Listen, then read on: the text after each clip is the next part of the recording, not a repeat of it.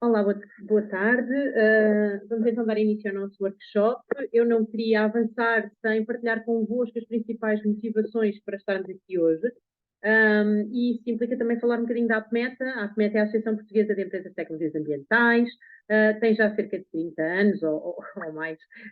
Tem cerca de 30 anos, é uma organização não governamental de ambiente e tem estatuto de utilidade pública, mas também é privada e sem fins lucrativos. No fundo, nós reunimos as empresas que trabalham na área do ambiente e o nosso objetivo é apoiar a atividade empresarial e, portanto, nós tentamos atuar como um bocadinho como uma plataforma global para que estes atores se juntem, para que haja difusão de boas práticas, de tecnologias, de serviços, e haja um intercâmbio de experiências sobre os diversos temas ambientais. Temos também como missão, por exemplo, apoiar a internacionalização das empresas portuguesas nesta área, neste setor. Isto leva-nos à nossa realidade, que temos inúmeras empresas associadas dos mais diversos setores, desde o setor dos resíduos, das águas, dos solos, do ar e da qualidade do ar e do ruído, mas também de novas áreas emergentes que tocam o setor do ambiente, nomeadamente na sua interação com outros setores. Estou a falar das smart cities, da economia circular, da digitalização. Nós tentamos dinamizar eventos, sobretudo com foco na capacitação técnica, workshops e seminários, em que promovemos então o intercâmbio das experiências, a partilha de boas práticas e também um bocadinho a interação, muitas vezes, com instituições públicas e a academia e também os estudantes, para que haja esta partilha de conhecimento. Nós somos entidade formadora, certificada pela GER, e depois temos vários projetos nacionais que visam suporte ao setor e também internacionais, onde somos parceiros em consórcio. Temos uma newsletter que podem subscrever a partir do nosso site. Temos imensa atividade de participação em feiras nacionais e internacionais para divulgar o setor. Publicamos também alguns estudos de acesso aberto e tem diversos focos de interesse, desde informação sobre mercados externos a guias para conhecer melhor certos subsetores ou para pegar em temáticas ambientais e promovê-las nas empresas. Temos também a plataforma de Ambiente Portugal, que reúne as empresas e as principais empresas que trabalham e querem, e entidades que trabalham na área do ambiente e os projetos que desenvolvem. Atualmente temos em curso alguns projetos onde se insere o InJovem, que é o projeto que nos traz aqui hoje e que visa ajudar a suportar este setor do ambiente, sobretudo pelo suporte ao empreendedorismo jovem. Além disso, temos também um projeto de suporte à internacionalização e também à capacitação, lá está, a este intercâmbio à melhoria do conhecimento do setor, e depois somos parceiros em dois consórcios, um de um projeto Erasmus+, e outro de um projeto do Horizonte 21.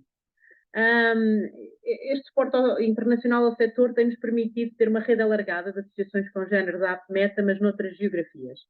O projeto InJovem, como vos disse, é um projeto que tenta apoiar o empreendedorismo e, no fundo, queremos contribuir nestas áreas que estão mais relacionadas connosco para a resposta nacional aos desafios, sobretudo por via do estímulo ao empreendedorismo qualificado e criativo. E, portanto, o que nós queremos com este projeto, ele tem dois pilares. Um deles é, por um lado, sensibilizar e capacitar e demonstrar os conceitos e princípios que são necessários a este empreendedorismo qualificado e criativo, que é o que nos traz aqui hoje. Este webinar insere-se neste tipo de iniciativas. E temos também uma atividade de forte em que queremos promover a incubação e aceleração de ideias empreendedoras. O objetivo deste projeto, os objetivos deste projeto são atrair e identificar propostas que exatamente trabalhem nesta questão dos domínios dos objetivos de desenvolvimento sustentável, a transformação verde e a transformação digital, e promover o empreendedorismo como mecanismo de suporte ao crescimento destes novos paradigmas da sustentabilidade e do desenvolvimento sustentável. Temos então, o projeto tem então as ações de sensibilização, onde se insere este webinar, mas estão previstas outras de diferentes naturezas e com diferentes conteúdos. A ideia aqui é capacitar de acordo com os objetivos do projeto e também com as necessidades do público-alvo. alguma disponibilização de ferramentas e também, lá está, o apoio a ideias que tenham este fundo. E, portanto, o objetivo do projeto é apoiar ideias que estejam em fase embrionária e o apoio que nós estamos dispostos a oferecer é o apoio na elaboração, o apoio de consultoria para a elaboração do plano de negócio e depois alguma consultoria também em temas-chave que, dependendo do tipo da ideia, possam os jovens empreendedores possam ter mais necessidades. Sei lá, uma empresa pode precisar de conhecimento adicional sobre a questão da digitalização, ou sobre a questão do marketing, ou sobre a questão financeira, ou sobre a questão da sustentabilidade, não é? Ou sobre um sistema de certificação. Isso vai depender das ideias que forem apoiadas. E o projeto prevê, inclusivamente, prémios monetários para as ideias que sejam mais promissoras. Estamos a falar das áreas-chave, diversas áreas-chave, destas ou outras, e as ideias podem ser processos, produtos, serviços que sejam dirigidos para o setor do ambiente, mas também podem ser para outros setores de atividade. O que interessa aqui é exatamente permitirem atingir um bocadinho esta transição verde e digital inclusiva e sustentável. Só para vocês terem ideia, nós temos aberta agora, neste momento, a call para ideias para esta fase ou para esta atividade do projeto e, portanto, estamos dispostos e encorajamos os participantes a que concorram. A ideia aqui é tentar implementar os projetos nas 3 áreas alvo, nas 3 regiões alvo do projeto InJovem. Está também prevista uma bolsa para apoiar os jovens que estejam durante o período de consultoria, os jovens que se envolvam nesta iniciativa e é tudo. Obrigada.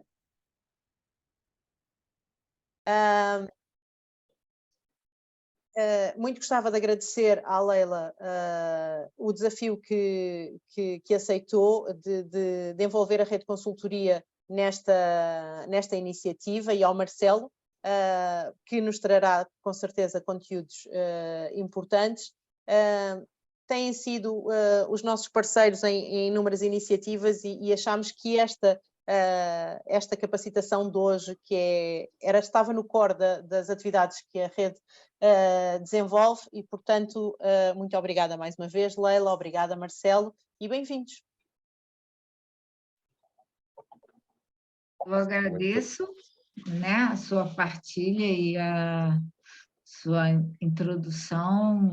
Eu, Leila, como Rede Consultoria, desejo a vocês um bom momento de aprendizagem, de novas informações e conhecimentos. E, Marcelo, bem-vindo.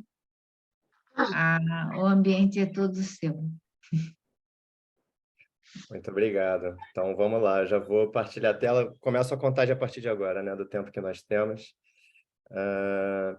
Se já conseguem ver, me avisem. Eu vou fazer só um teste aqui antes. Um segundo. Tá iniciando a apresentação, não está a tela cheia, mas já estamos vendo.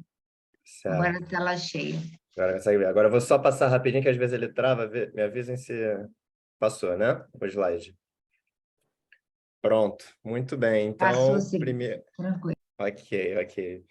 Primeiramente, muito prazer. Eu já em breve, em alguns minutos, me apresento de uma forma um pouco mais completa, mas já gosto de começar assim, com essa exposição que a Rita trouxe da APMeta. Para mim vai ser um grande privilégio conseguir contribuir, porque toda essa dinâmica do empreendedorismo, da inovação, acho que ela passa muito pela partilha de conhecimento, né? É uma constante troca, e quando nós conseguimos, muitas vezes, fazer conexões que vão além das nossas áreas, das nossas especializações, isso, com certeza, nos leva a dar um passo em diante. Então, eu aceitei esse desafio que a Leila me convidou. São 3 palavras aí por si só muito ricas e muito grandiosas, né? Para falar de empreendedorismo, de inovação e de horizontes. E eu espero que vocês gostem da maneira como a narrativa que eu propus em cima disso, né? Eu vou explicar um pouquinho aqui, só que, obviamente, antes de começarmos, é importante trazer uma apresentação. Eu acho que todos nós fizemos aqui um pouquinho e é fundamental para percebermos precisamente de qual contexto, né? Que tipo de conhecimentos e de experiências eu passei na minha vida para poder trazer aqui essa contribuição. Então, aqui eu elenquei 6 pontos que eu acho que são importantes, vou falar de forma muito rápida, não é para falar de mim aqui, né? Mas eu venho da área de comunicação, trabalhei mais de 10 anos com isso no Brasil, né, em agências criativas, né, com a parte de marketing, criação de campanhas, marketing digital, peguei um pouquinho de todas essas dimensões, tanto da comunicação quanto do marketing, trabalhando com grandes empresas, com pequenas empresas, com empreendedores, com setor público. Então, foi uma experiência nesse sentido bastante vasta, até que em 2019 eu decidi mudar-me para Lisboa. Foi onde a gente entra nessa segunda linha desse slide. Eu fui ser sócio fundador junto com uma outra pessoa do 401 Business Design, que basicamente era uma consultoria que nós criamos, e o nosso objetivo era ajudar as organizações nos mais diversos desafios que elas possuíam, seja relacionado a um produto, a um processo, a uma experiência, a comunicação, utilizando a metodologia e o pensamento de design, né, que fica muito sintetizado, talvez, na questão do design thinking. Então, eu também é uma componente que eu vou trazer alguns elementos aqui, né, por isso que eu gosto de criar esse contexto. Em paralelo a essa minha jornada para Lisboa, eu também executei 2 pós-graduações lá, né, no caso, que eu estou no Rio de Janeiro nesse momento, né, para passar o final de ano, para quem chegou agora. Então, eu tenho uma pós-graduação em gestão de sustentabilidade, então foi interessante para perceber como, nesse caso, as grandes organizações têm endereçado esses problemas, têm lidado com essas questões relacionadas à sustentabilidade, e tenho também uma segunda em economia social e solidária, que ela acaba por ampliar um pouquinho o conceito de impacto, né? A gente que costuma trabalhar muito com o setor empresarial, muitas vezes assume que o impacto econômico ele é o primordial, mas existem outras dimensões de impacto que qualquer organização, mesmo uma que seja inicial, né, o empreendedor, tem que levar em consideração a criação de valor além do financeiro, né?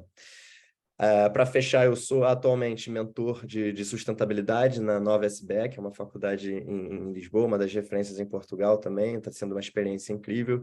E eu também sou, além de parceiro da rede, né, que não está aí nesse slide, eu sou diretor de operações da Planeteers Group, que é uma organização portuguesa criada em Lisboa também em 2017, que nosso grande objetivo é acelerar inovações sustentáveis na sociedade. E a gente faz isso através de alguns programas, desde educacionais. A gente tem um evento chamado Planeteers World Gathering, que já aconteceu 2 edições em Lisboa, e também estamos associados a outros tipos de projetos que tem esse desafio em comum, né, de trazer uma maior literacia em sustentabilidade e trazer isso de uma forma mais concreta. Então, por que eu achei importante trazer esse contexto, né? Porque provavelmente vocês vão perceber que, para mim, é impossível falar de empreendedorismo e inovação sem ter essa componente da sustentabilidade muito enraizada. Eu não consigo mais ver as organizações sem essa responsabilidade, sem essas dimensões incluídas, né? Portanto, quando eu retomo aqui a pergunta central, né? Qual é o tema dessa conversa que nós iremos ter agora pelas próximas horas, qual é o papel do empreendedorismo e da inovação para superarmos os atuais desafios globais, que são de ordem ecológica, que são de ordem social também, e criarmos novos horizontes. Então, aqui eu tentei, em uma pergunta, reunir essas questões que são os temas centrais aqui da nossa conversa. E para guiá-la, eu dividi em 3 momentos. Primeiro, vamos começar quase do final. Vamos começar do que são esses atuais desafios globais, né? O que é exatamente essa crise ecológica e social? Acho que é importante a gente criar uma linguagem comum aqui, e vai ser uma parte um pouquinho mais expositiva. Acho que pronto, alguém estava pedindo para entrar, boa. Vai ser uma parte um pouquinho mais expositiva, vou trazer uma série de dados, de relatórios e estatísticas e algumas entidades que, na minha trajetória dentro da sustentabilidade e da inovação, passaram a ser referências no que elas apresentam em termos de guias de trabalho. Depois, acabamos por entrar nessa segunda parte, né, quando a gente fala de empreendedorismo e de inovação relacionada a essa dimensão da sustentabilidade, da regeneração, que é uma outra fronteira que a gente tem buscado atingir. Então, aqui eu vou trazer uma ferramenta concreta que ela ajuda a dar formato a essas ideias de negócios que vocês podem ter.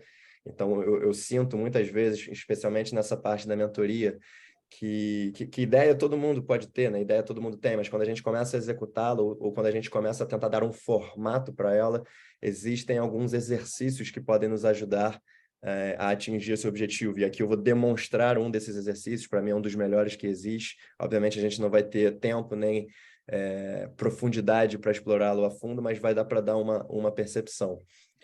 E, por fim, eu também trago um outro exercício, esse é um pouco mais curtinho, mas que a gente também possa ver o que seriam esses novos horizontes, né? O que é a gente pensar esses futuros possíveis e novamente, tentar trazer essas percepções, essas utopias, essas visões de futuro, como é que a gente, de fato, consegue botar isso num passo a passo, como é que a gente consegue, de fato, materializar esse tipo de iniciativas. Então, é isso que eu montei para vocês e já está na hora de começar, senão só fico falando do que vai ser, né? Mas era importante dar esse contexto. Então, vamos à primeira parte. Sintam-se à vontade para me interromper, pode haver algum delay, não previne um momento de pausa, então, por favor, quanto mais for um diálogo, mais à vontade eu me sinto, então não tenho nenhuma hesitação em fazê-lo, tá? Então, aqui eu vou trazer uma primeira parte de exatamente isso, né? Que são esses desafios globais, né? Qual é o contexto de mundo que nós estamos nesse primeiro capítulo, segundo a ciência e o planeta, né? Eu acho que isso, para mim, é um ponto principal. E aqui eu trago um estudo do Instituto de Resiliência de Estocolmo, que é um instituto que reúne inúmeros cientistas do clima que atuam no mundo inteiro, em diferentes geografias, diferentes biomas e diferentes tipos de conhecimento sobre a saúde do planeta. E isso é importante, né? Porque é onde nós moramos enquanto seres vivos. E eles apresentaram esse estudo que já tem, se eu não me engano, mais de 10 anos, ou algo muito próximo disso, que é o estudo que ele diz que o planeta tem essas 9 fronteiras. E a maneira como eu gosto de interpretar isso, que simplifica, imagina que, como o nosso corpo, né, nós temos um sistema digestório, nós temos um sistema respiratório, nós temos um sistema circulatório, e todos eles são importantes, seja individualmente, seja integralmente, para a nossa vida, né? Para o nosso funcionamento. E o planeta funciona da mesma forma, certo? E o que esse estudo trouxe é que dessas 9 fronteiras, desses 9 sistemas que mantêm o planeta vivo, hoje, na verdade, na época desse estudo, eles já haviam identificado que haviam 3 dessas fronteiras que estavam além desse espaço seguro operacional, são 3 fronteiras graves que impactam no que nós vemos de mudanças climáticas, de incêndios e de poluição, por exemplo. E, inclusive, meses atrás, eles atualizaram que nós passamos uma 4ª fronteira, né? Então, por que eu gosto de começar por aqui? Porque é o nosso teto. Nós temos um teto ecológico para pensar as nossas inovações. Nós temos um teto seguro, ecológico e ambiental para pensar que tipo de mundo a gente vai empreender. Então, é importante nós termos esse tipo de conhecimento de, ok, esse é o cenário que estamos hoje, porque muitas das vezes o empreendedorismo pode ser uma solução para resolver esses grandes problemas, e não necessariamente trazer uma inovação incremental de melhorar algum determinado produto ou tentar atender determinado público. Nós temos problemas muito bem mapeados hoje que podem ser fontes de solução via setor privado ou através de inovações tecnológicas, tá? Alguns outros dados, sem a menor intenção de assustar ou de trazer notícias tristes, mas se a gente pega, por exemplo, os últimos 40 anos, né, agora 50, que a contagem a partir ali da década de 70, um pouco mais até, nós perdemos mais de 60% da biodiversidade do planeta, e isso é interessante, obviamente, de uma perspectiva negativa, porque muitas vezes eu percebo que associamos biodiversidade essa perda, né, com alguma coisa, algum animal exótico em alguma outra região remota do planeta que não existe, mas aqui a gente também está falando de alimentos, né, biodiversidade de bananas, de batatas, de tipo de café, e tudo isso já são questões que já estão em risco em determinadas regiões do planeta, e é importante também termos isso em consideração. Mais uma outra fonte de visão, né, de que mundo a gente tem vivido hoje. Eu gosto bastante desse gráfico que ele traz essa visão de quais são os principais setores poluentes da sociedade hoje, como nós a concebemos, né? Então, a gente tem 73% majoritariamente indústrias relacionadas ao setor de energia, e aí a gente, se olhar no detalhe no gráfico, consegue perceber que esses percentuais se dividem entre o uso de energia para a indústria, né, para as nossas fábricas, para as nossas construções, o uso de energia para transporte, né, através dos combustíveis fósseis e coisas dessa forma, e também das nossas próprias construções, né? Todos aqui estamos em alguma residência utilizando a internet, utilizando a eletricidade, então toda essa matriz energética ela contribui com 73% das emissões de carbono, de CO2, que por consequência acabam contribuindo, entre outras coisas, com o aquecimento global, né? Então, por isso que é tão importante a gente falar de transição energética, como um dos primeiros slides que a Rita trouxe também falava um pouquinho disso. Um segundo grande setor que também demanda bastante oportunidade de ser repensado é o setor de agricultura, floresta e uso da terra. Então, as fronteiras do planeta também estão relacionadas a isso. Então, aqui a gente tem, eu costumo dizer, que muitas vezes essa percepção do impacto que nós temos hoje no mundo é uma grande oportunidade para a gente assumir que precisa redesenhá-lo. E isso não deixa de ser uma forma que o empreendedorismo consegue dar um suporte. Aqui só mais um gráfico, por exemplo, de nós conseguimos ver visualmente, aqui ano a ano, como a temperatura do planeta em média tem aumentado, né? Então, é muito claro como a partir da década de 70, principalmente num período ali pós-guerra e de reindustrialização de alguns planetas, de alguns países e de alguns continentes, a gente teve um grande impulso de consumismo, um grande impulso de globalização. Isso também, por consequência, traz esses impactos. Fundamental para quem quer empreender, por exemplo, e a sua entrega acaba precisando de embalagens ou algum tipo de envelopamento. O plástico hoje é uma das soluções mais viáveis que nós temos para dar escala em várias indústrias, mas ele ainda é um problema sem resolução. Então, por exemplo, de 9 bilhões de toneladas de plástico que foram produzidas até então, e esse estudo é até de 2017, né, esses números com certeza são maiores, mas embora não haja estudo, apenas 9% foi reciclado. Então, esse é um problema grave, né, porque eu vou falar um pouquinho mais lá na frente, né? Nas últimas décadas, quando nós pensamos o desenho de modelos de negócio, muitas vezes não era considerado o que acontece depois da vida útil, né? O que acontece quando o produto sai do mercado, como é que você descarta isso? É possível reciclá-lo? É possível consertá-lo? Então, não pensar nessa dimensão de uma empresa hoje é inconcebível, na minha opinião. Então, é importante a gente, às vezes, perceber que, ok, isso vai ser reciclado, a gente só coloca ali no lixo. O processo de reciclagem é muito difícil. Então, não necessariamente, na verdade, a gente precisa encontrar outras soluções que muitas vezes começam antes até de conceber o negócio, né? Então, por isso que é importante, numa visão de empreendedorismo, a gente já ter essa percepção. Certo. Então, de novo, né? Quais são esses principais desafios globais agora de acordo com outro olhar, né? Não só com o olhar da ciência, como eu trouxe aqui, que acho que é um olhar que nos traz um pouco para a realidade, mas a gente também trazer atores, instituições e entidades que trabalham de fato na perspectiva da sustentabilidade associada à inovação e empreendedorismo. Então, como já falamos aqui, imagino, né, que seja uma coisa talvez já comum a todos, né? Porque esse foi o grande mérito desse trabalho que foi os ODS, né? Que foi concebido ali na Conferência de Paris em 2015, mas ele é um acordo histórico global de cooperação. Acho que nunca antes nós tivemos tamanha unanimidade embora muita coisa possa ter ficado de fora, mas entre 17 grandes problemas que a gente precisa resolver, né? Com o objetivo até 2030. E não é só precisa resolver numa perspectiva otimista e de utopia, de que a gente, de fato, pode ter um mundo mais justo, um mundo mais uma transição, né, para um mundo mais igual. Agora, é também crucial, porque tem uma série de dimensões, principalmente as ecológicas, que se nós não mudarmos o rumo das coisas, isso realmente vai ser muito grave.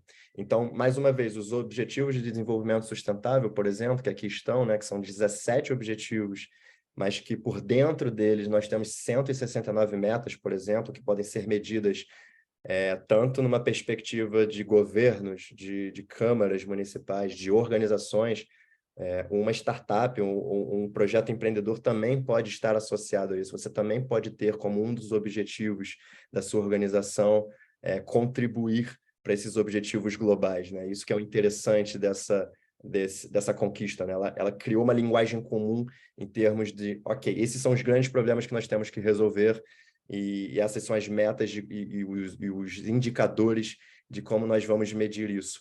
Então, para as empresas, elas são cada vez mais exigidas, e as empresas que são cotadas em bolsa de valores ou que têm um determinado número de faturamento, número de funcionários, elas são obrigadas a reportar muitas vezes suas atividades, e esse é um dos principais guias de trabalho para que isso seja feito, né? Então, é importante também a gente ter uma boa boia, né? Um bom suporte nessa metodologia.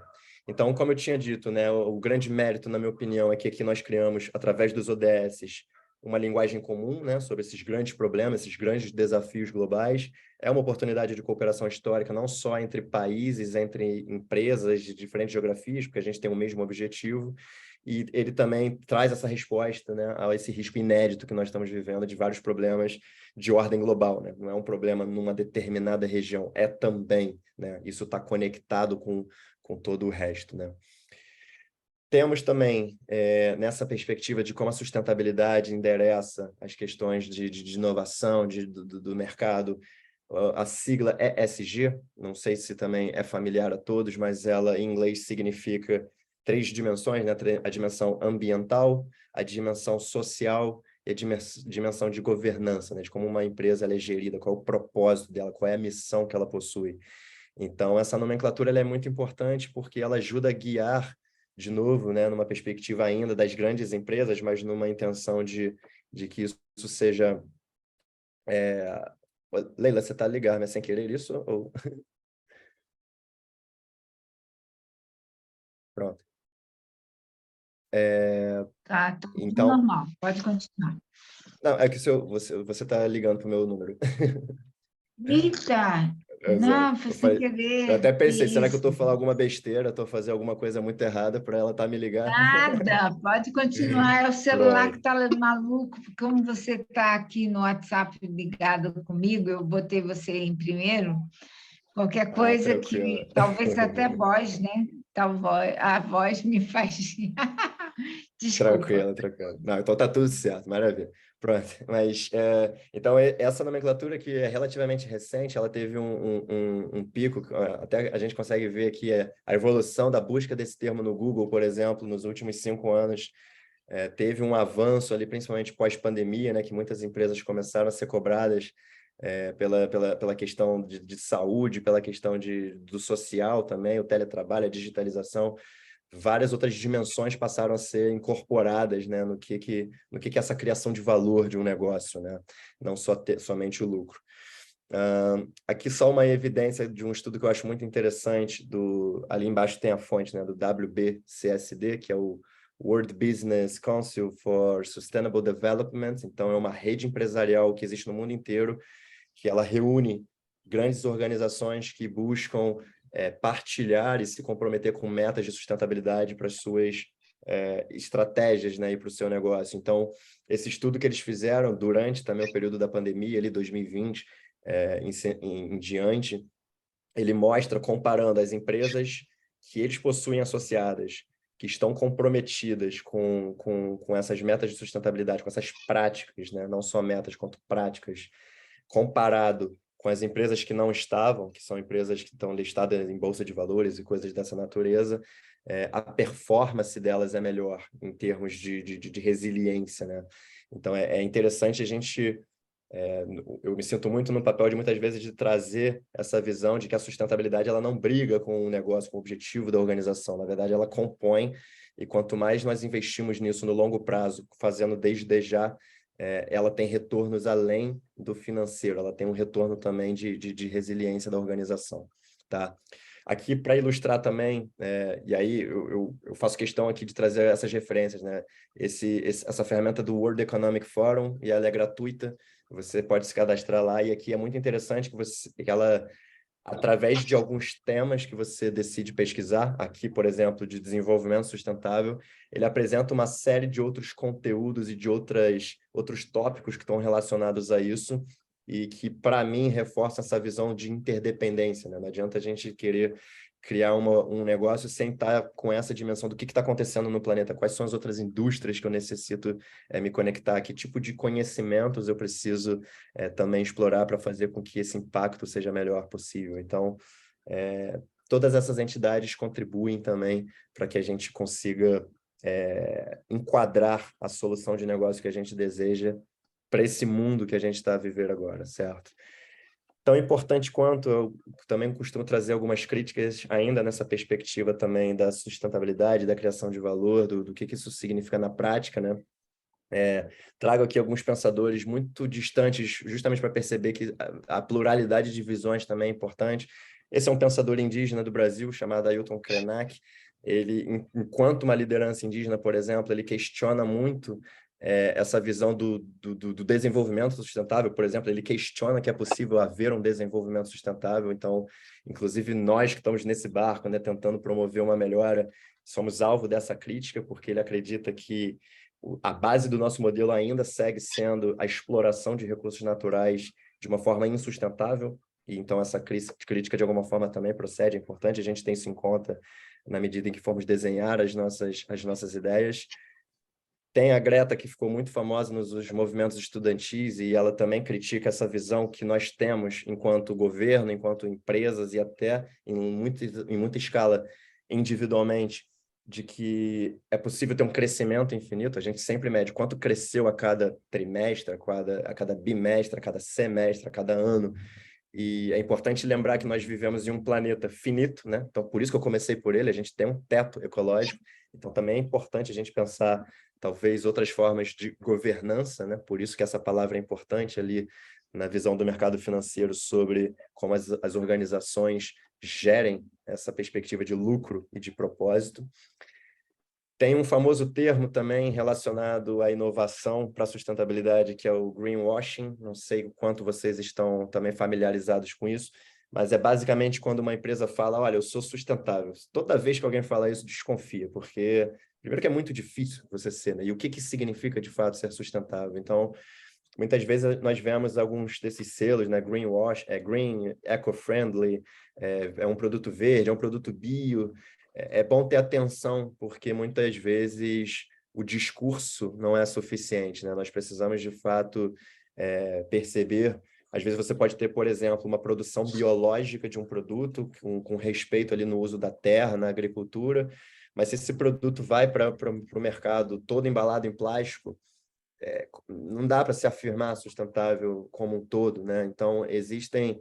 É importante, às vezes, nós temos essa compreensão, porque... E aí eu coloco só a minha opinião, a sustentabilidade, ela é uma jornada, né? Não é um patamar que se alcança, você constantemente está buscando reduzir o seu impacto, e esse é um problema de muita reputação. Se uma empresa se afirma sustentável e ela, em determinada parte do processo, se torna de conhecimento público que ela não é, isso é uma crise de reputação gigante. Então, acho que é impossível nós termos essa preocupação desde o início, esse cuidado para ter essa ética, mas ter cuidado com como a gente transforma isso em comunicação e marketing, certo? Portanto, atualmente, nós vivemos em um modelo de economia linear que segue esse processo em grande escala, né, de extrair os recursos e as matérias-primas, ter algum tipo de processo de manufatura, nós distribuímos, seja direto ao consumidor, seja para as grandes cadeias de hipermercados, e depois nós temos o uso, o consumo e um descarte, né? Só que essa matemática não fecha, né? Nós vivemos num planeta que é um ambiente único. Então, nós precisamos repensar esse modelo de economia linear para uma economia circular, e ter em conta essas limitações. É fundamental para qualquer tipo de iniciativa. Aqui, muito rapidamente, infelizmente, porque o nosso tempo é bastante limitado, porque eu amo isso aqui, eu amo essa disciplina e os entendimentos que ela traz, né, numa mudança de mentalidade enquanto profissionais. Eu sempre sugiro para quem desejar se aprimorar na economia circular, que estude o site da Ellen MacArthur Foundation, como está aí embaixo do slide. Eles são a maior autoridade no assunto de economia circular no planeta. E eu gosto muito da definição que eles trazem, que é a economia circular em três princípios. São três mesmo definições. E sem isso não é, certo? Então, a primeira, de forma muito simples, é que nós deveríamos projetar sem lixo e sem poluição. E aqui eu vou fazer um esclarecimento muito rápido. Se vocês olharem aí no fundo da tela, né, não dá para ver tão claro, isso foi proposital, porque perderíamos não, mas investiríamos mais de 30 minutos nesse slide aí de trás, nessa imagem de trás, mas basicamente a visão da economia circular é que quando você tem um determinado produto, você pode visualizá-lo através de duas grandes dimensões. Você tem uma dimensão relacionada a parte material dele, os componentes materiais que ele possui, e você tem uma dimensão relacionada a tudo que é biodegradável em relação a ele, a fonte de energia que você utilizou para manufaturar aquele produto, o uso de água que você precisou utilizar para também produzir aquele produto, tá?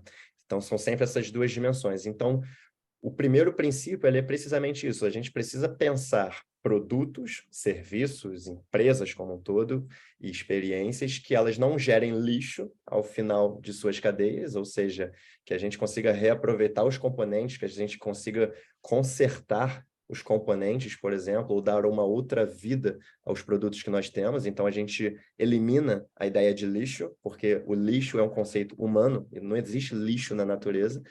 E também a questão da poluição. Então, toda essa parte de matérias-primas, do uso de energia, do uso de água, de tudo que é de alguma forma biodegradável, de como nós também podemos fazer com que isso retorne ao sistema, seja através do calor, seja através de outros métodos naturais. Então, a economia circular argumenta que desde o momento zero é preciso pensar uma organização com essa diretriz, que ela não gere lixo nem poluição, e é possível. A segunda dimensão da economia circular é que nós consigamos manter os produtos e os materiais em uso. E aí, reparem, são sempre essas duas dimensões, né? Como é que a gente mantém os produtos em uso? Será que uma garrafa, por exemplo, ao final da vida dela, a gente pode utilizar o modelo a granel, pode ir lá enchê-la e a gente está conseguindo dar uma segunda vida, uma terceira vida, uma quarta, quinta vida a esse produto, como é o caso das sacolas plásticas, por exemplo, né? A gente consegue trazer sacolas que são reutilizáveis, e também a questão dos materiais, porque às vezes não é possível reciclar todo um produto ou reaproveitar todo um produto, mas algum componente dele pode servir como matéria-prima, por exemplo, para uma outra indústria. Eu vou trazer alguns exemplos aqui um pouquinho mais para frente. Então, esse é o segundo princípio que a economia circular sustenta. E o terceiro, por fim, que é uma palavrinha que eu trouxe lá no início de forma proposital também, é a questão da regeneração dos sistemas naturais, ou seja, a gente durante muitos anos falou sobre sustentabilidade e a sustentabilidade ficou numa perspectiva de você zerar, sabe, vou minimizar o meu impacto, ou eu vou ser net zero, eu vou ser carbono neutro em alguns anos. Mas cada vez mais nós estamos numa jornada de elevar, de dar um passo além, e por que não trazer mais vida, tornar melhor o ambiente que nós encontramos, né? Por que não regenerar os sistemas naturais? Então, esse passa a ser hoje, das empresas mais pioneiras e mais ambiciosas, o grande objetivo relacionado a não só a sustentabilidade, mas como seu próprio propósito empresarial e propósito de existência, tá? Portanto, algumas conclusões dessa primeira parte da conversa, para avançarmos. Para enfrentarmos essa crise, que é tanto de ordem ecológica quanto de ordem social, é preciso uma mudança de mentalidade desde o início, né? Das organizações, dos indivíduos, dos governos e de todos, né? Obviamente. Então, aqui a gente tem três características que todos nós, de alguma forma, já ouvimos muito, né? Nós somos baseados em competição, nós precisamos ter sempre crescimento, se não crescer, está estagnado, isso não é positivo.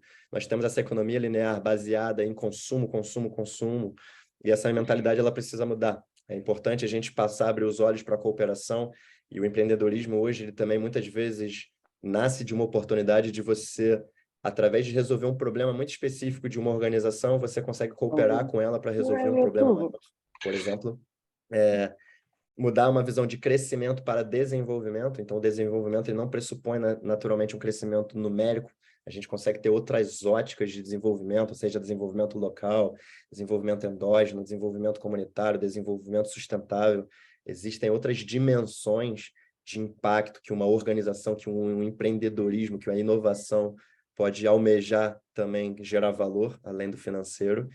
E essa mudança para uma economia que seja circular e regenerativa, né? Se tivermos esse objetivo em mente, certamente estaremos construindo um mundo melhor, não só para nós, como para as próximas gerações, certo? E não só eu estou a falar isso, né? Não é uma opinião somente do Marcelo, aqui eu trago grandes atores, inclusive, que são representantes do que muitas vezes chamamos de business as usual, né? Essas empresas que pensam com aquela mentalidade de lucro, lucro, lucro.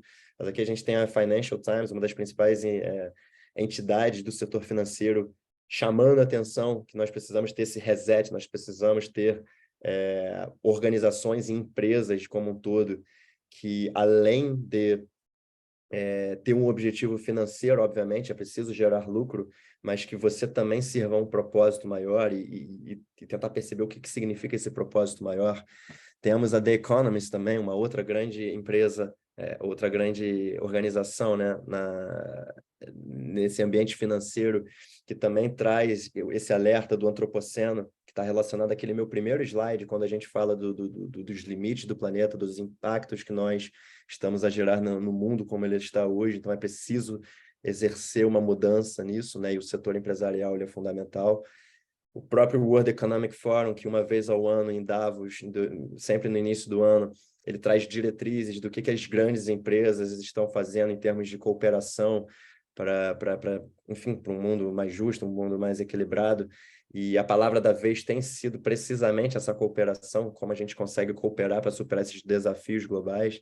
Então, muitas vezes, a gente consegue ver empresas ou até outras iniciativas como a PEMEDA de promover, estimular e fomentar outras ideias, né? Nós podemos, além do nosso próprio propósito, ajudar outras pessoas ou ajudar outros projetos para solucionar problemas que às vezes vão além das nossas próprias mãos.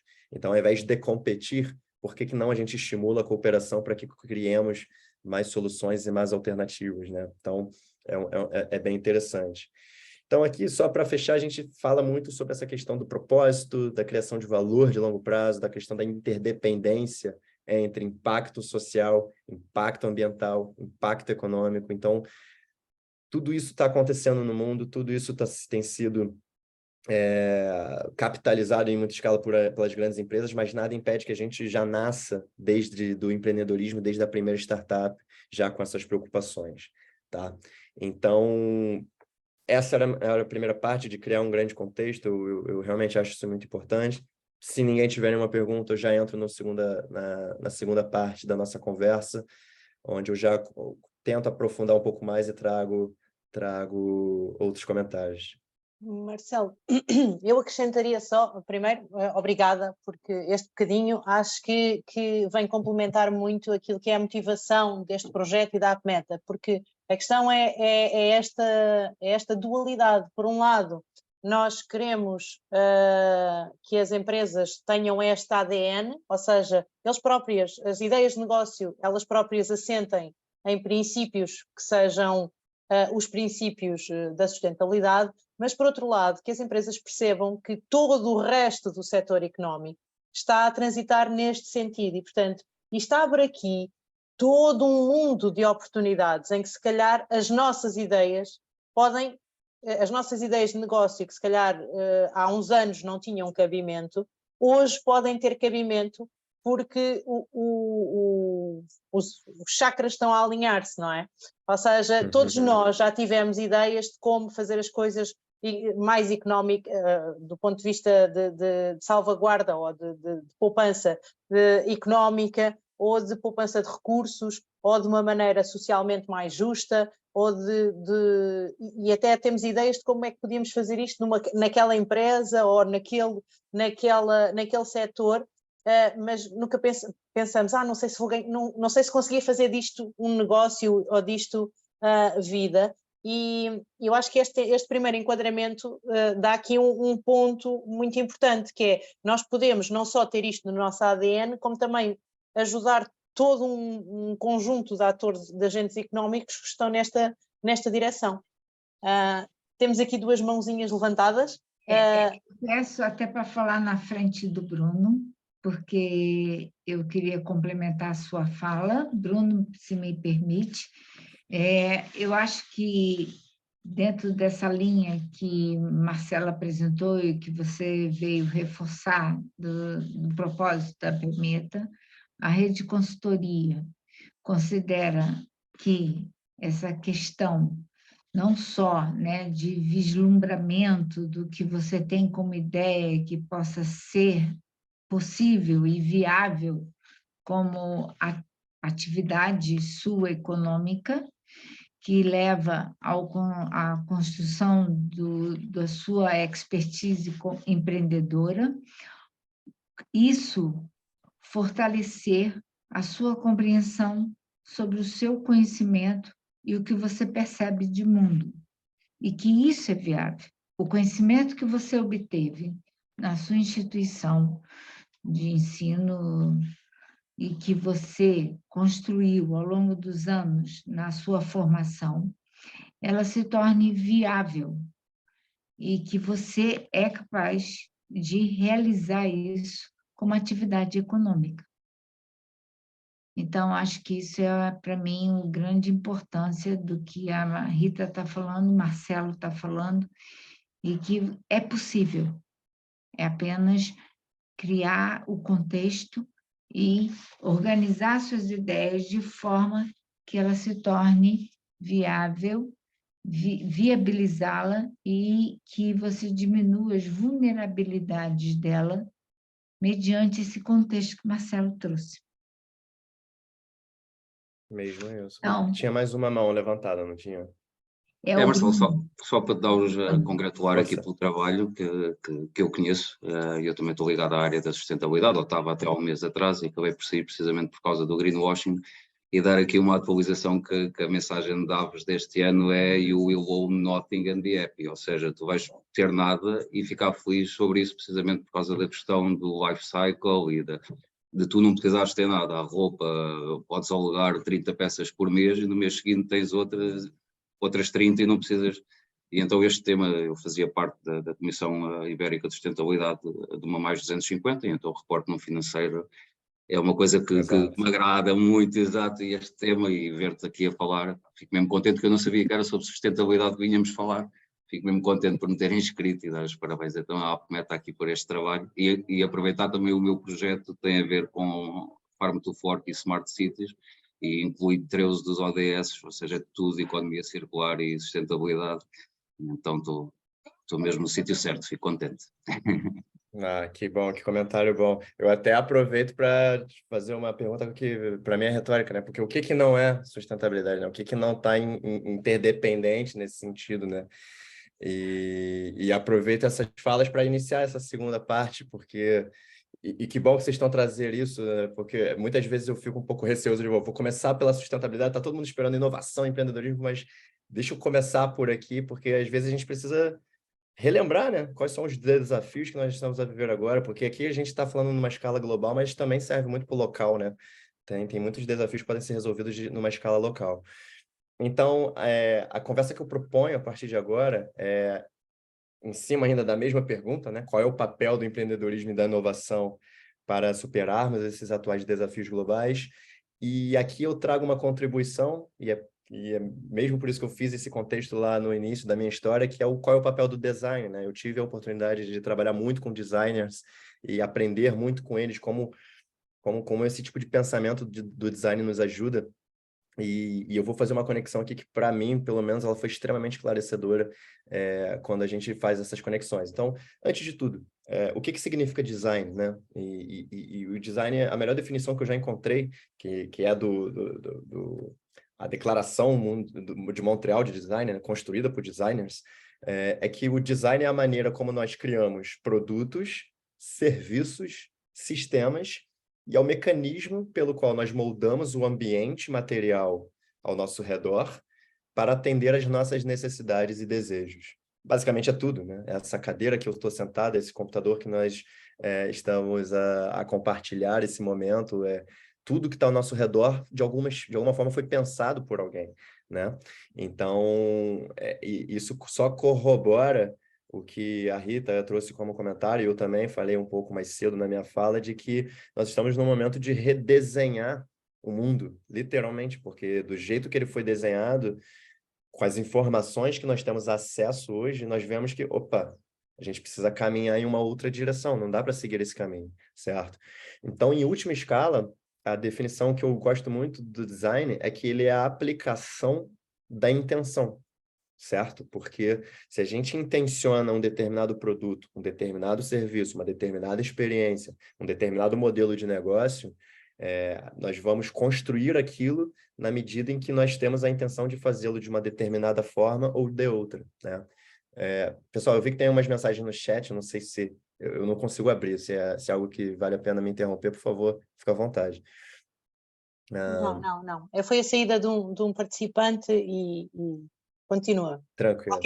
Qualquer coisa eu transmito, tá, Marcelo? Obrigada. Boa, obrigado. Portanto, por que é importante essa fala, essa constatação, né, do design ser a aplicação da intenção?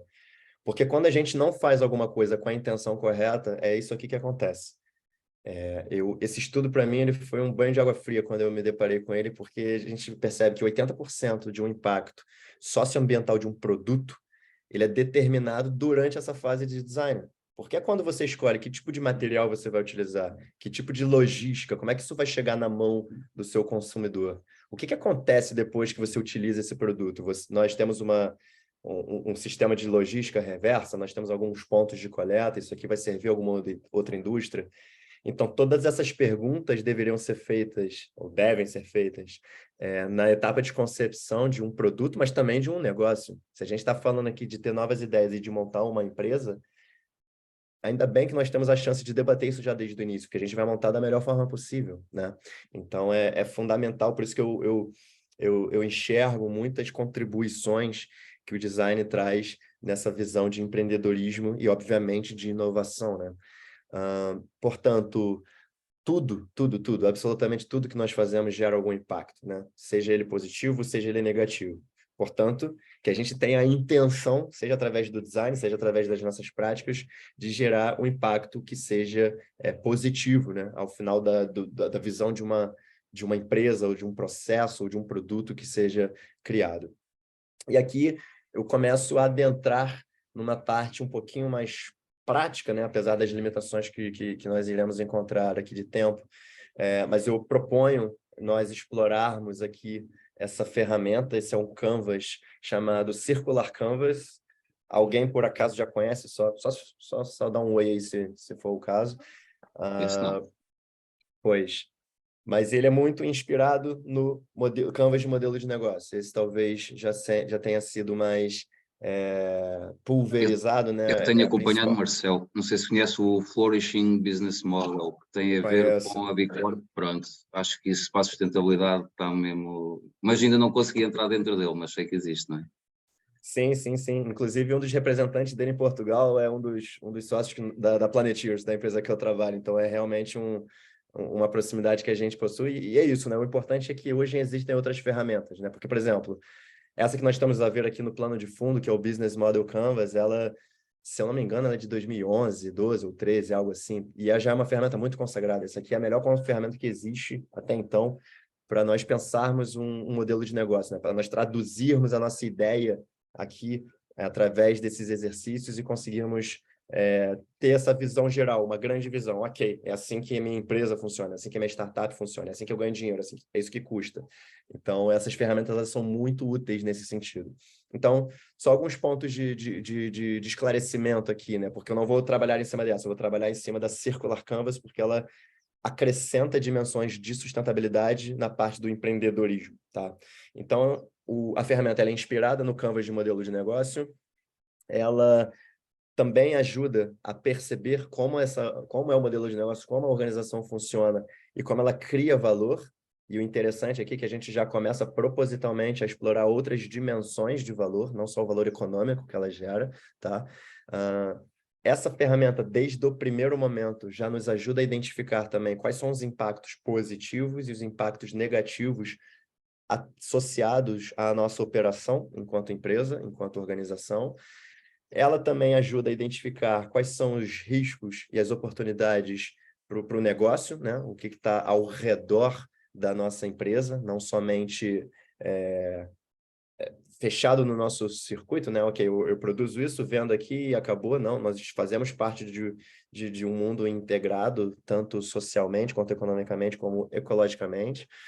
E, por fim, para mim é o grande salto de conhecimento que a gente dá em termos de ferramenta, é que ele ajuda a projetar a partir não apenas das necessidades que nós buscamos resolver, a necessidade dos nossos clientes, as necessidades do nosso público-alvo, porém também levar em consideração quais são as necessidades do ecossistema que nós estamos inseridos, certo? Então, como é que a gente difere, que tipo de recursos a gente vai utilizar, como é que a gente pensa todas essas outras dimensões de impacto que a nossa organização pode ter, tá? Então, esses são os grandes benefícios desse exercício. Então, como é que ele funciona? Esse Canvas, ele tem 14 etapas, né? São 14 slots, como está aí um deles coloridinho, né? Então, eu vou passar agora, de forma muito rápida, muito breve, o que cada etapa disso, né? Cada passo a passo, né? Que a gente deveria responder sob a luz do seu projeto, né? Sob a luz da sua organização, sob a luz da sua ideia. E aqui a gente também pode aplicar isso para empresas que já existam. É sempre oportuno repensar ou avaliar nesse sentido. Então, o primeiro passo, né, desse exercício é a gente perceber qual é a missão. Qual é a missão que essa organização pretende cumprir, né? Quais são as necessidades, de fato, que nós iremos buscar resolver, né? Então, aqui já é um convite a pensar todas essas outras dimensões, né? Porque durante grande parte da década de 70 e 80, por exemplo, em larga escala, a missão das empresas era ser lucrativas, era gerar lucro aos acionistas, né? Isso bastava. E depois a gente começa a questionar, caramba, não, mas você precisa gerar valor também para outros públicos, seus funcionários, seus parceiros, a comunidade que você está inserido, enfim, e todos os outros grupos de interesse que fazem parte desse ecossistema que uma organização movimenta. Portanto, quando a gente começa a pensar desde o início qual é a missão, nós conseguimos, de fato, encontrar bons exemplos e boas inspirações para seguir. Um deles, eu gosto bastante, se chama a Ecosia, que não sei se todos conhecem, mas é um navegador semelhante ao que a gente tem do Google Chrome, ou Mozilla, Firefox, ou Safari da Apple. E a grande diferença dessa empresa, por exemplo, né, nesse contexto da nossa conversa, ela não buscou necessariamente olhar para o Google, olhar para o Safari e falar, olha, eu vou criar um produto totalmente inovador e diferente. Não, as pessoas já utilizam esses sistemas. Então, o que eu posso fazer de diferente? Eu tenho uma missão, um propósito muito forte. Então, a Ecosia, eles têm desde o ADN deles, que tem um percentual do lucro da empresa que vai direto para projetos de reflorestamento. Então, você consegue, literalmente, a cada busca que você faz, e todos nós aqui fazemos centenas, milhares de buscas ao longo de um dia, cada busca ali vai contabilizando o número de árvores que você, direto ou indiretamente, está a contribuir no processo de reflorestamento. Então, essa empresa, ela busca ter a sua atenção, a nossa, né, atenção e a nossa busca nos ter enquanto utilizadores através de um propósito muito forte.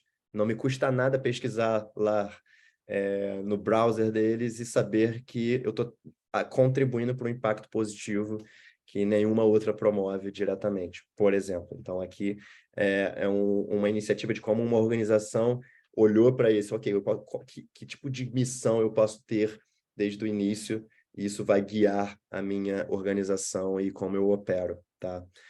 Segundo passo dessa ferramenta é nós olharmos para a proposta de valor, né? E aqui é fundamental, né? É que problemas são resolvidos pela solução que estamos a criar, né? Então, eu estou a trazer mais conveniência, eu estou a trazer mais, não sei, mais segurança, tu está a criar uma outra facilidade, você está a gerar acesso a alguma coisa. Então, existem uma série de propostas de valor que uma organização pode gerar, e aqui a gente busca perceber exatamente isso, né? Você consegue criar valor, por exemplo, para múltiplos públicos, ou você está atendendo só um público, só um cliente, só um tipo de público-alvo, né? Então, aqui tem algumas perguntas que nos ajudam a perceber isso.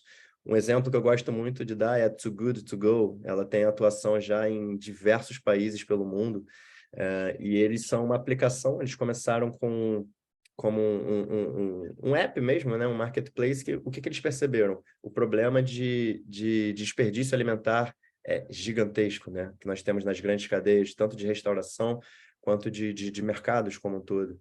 E o que eles criaram? Eles criaram esse mecanismo no qual nós, indivíduos comuns, podemos, através da aplicação deles, comprar produtos que seriam desperdiçados apenas por uma questão de sim, porque eles estão em condições de serem consumidos, eles estão dentro do prazo de validade, mas essas grandes cadeias têm esse problema, né? De desperdício, de comida que sobra, de comida que não é consumida naquele dia.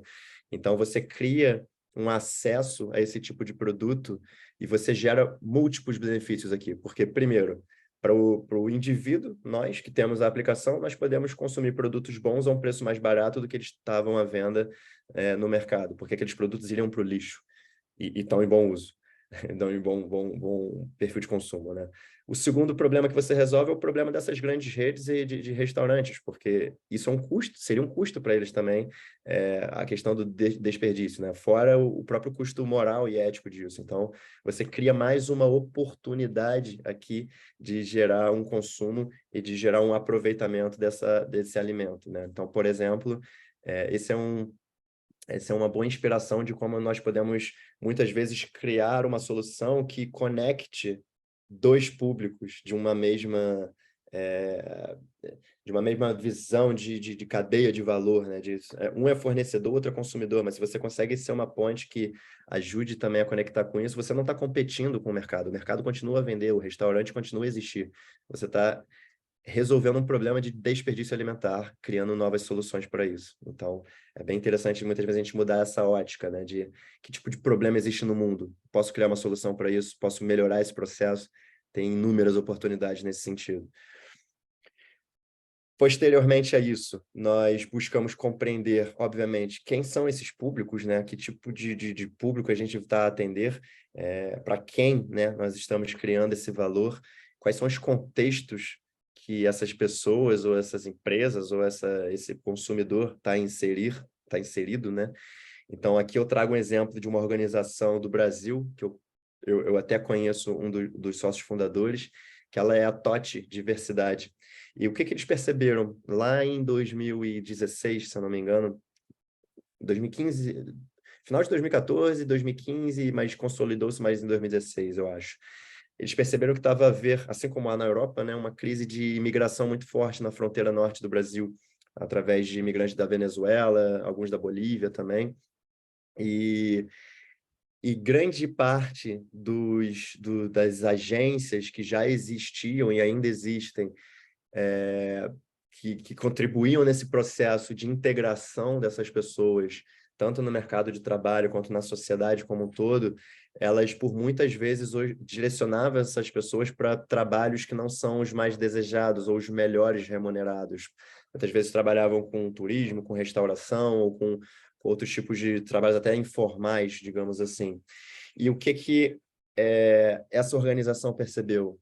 Eles perceberam, por um lado, ok, temos uma grande mão de obra de potencial, né? Digamos assim, temos uma grande parcela de pessoas que em idade ativa, profissionalmente ativa, e muitas vezes também com várias competências, porque trabalhavam de forma qualificada nos países de origem, falam mais de uma língua, tem também a questão da inteligência emocional de você imigrar, que nunca é fácil. Então, eles perceberam que, eventualmente, essas pessoas poderiam estar sendo subutilizadas e perceberam também, do outro lado, que, assim como há no mundo, no Brasil não é diferente, havia uma grande lacuna de profissionais do mercado digital, de programação, de programadores, de profissionais que trabalham com tecnologia de ponta.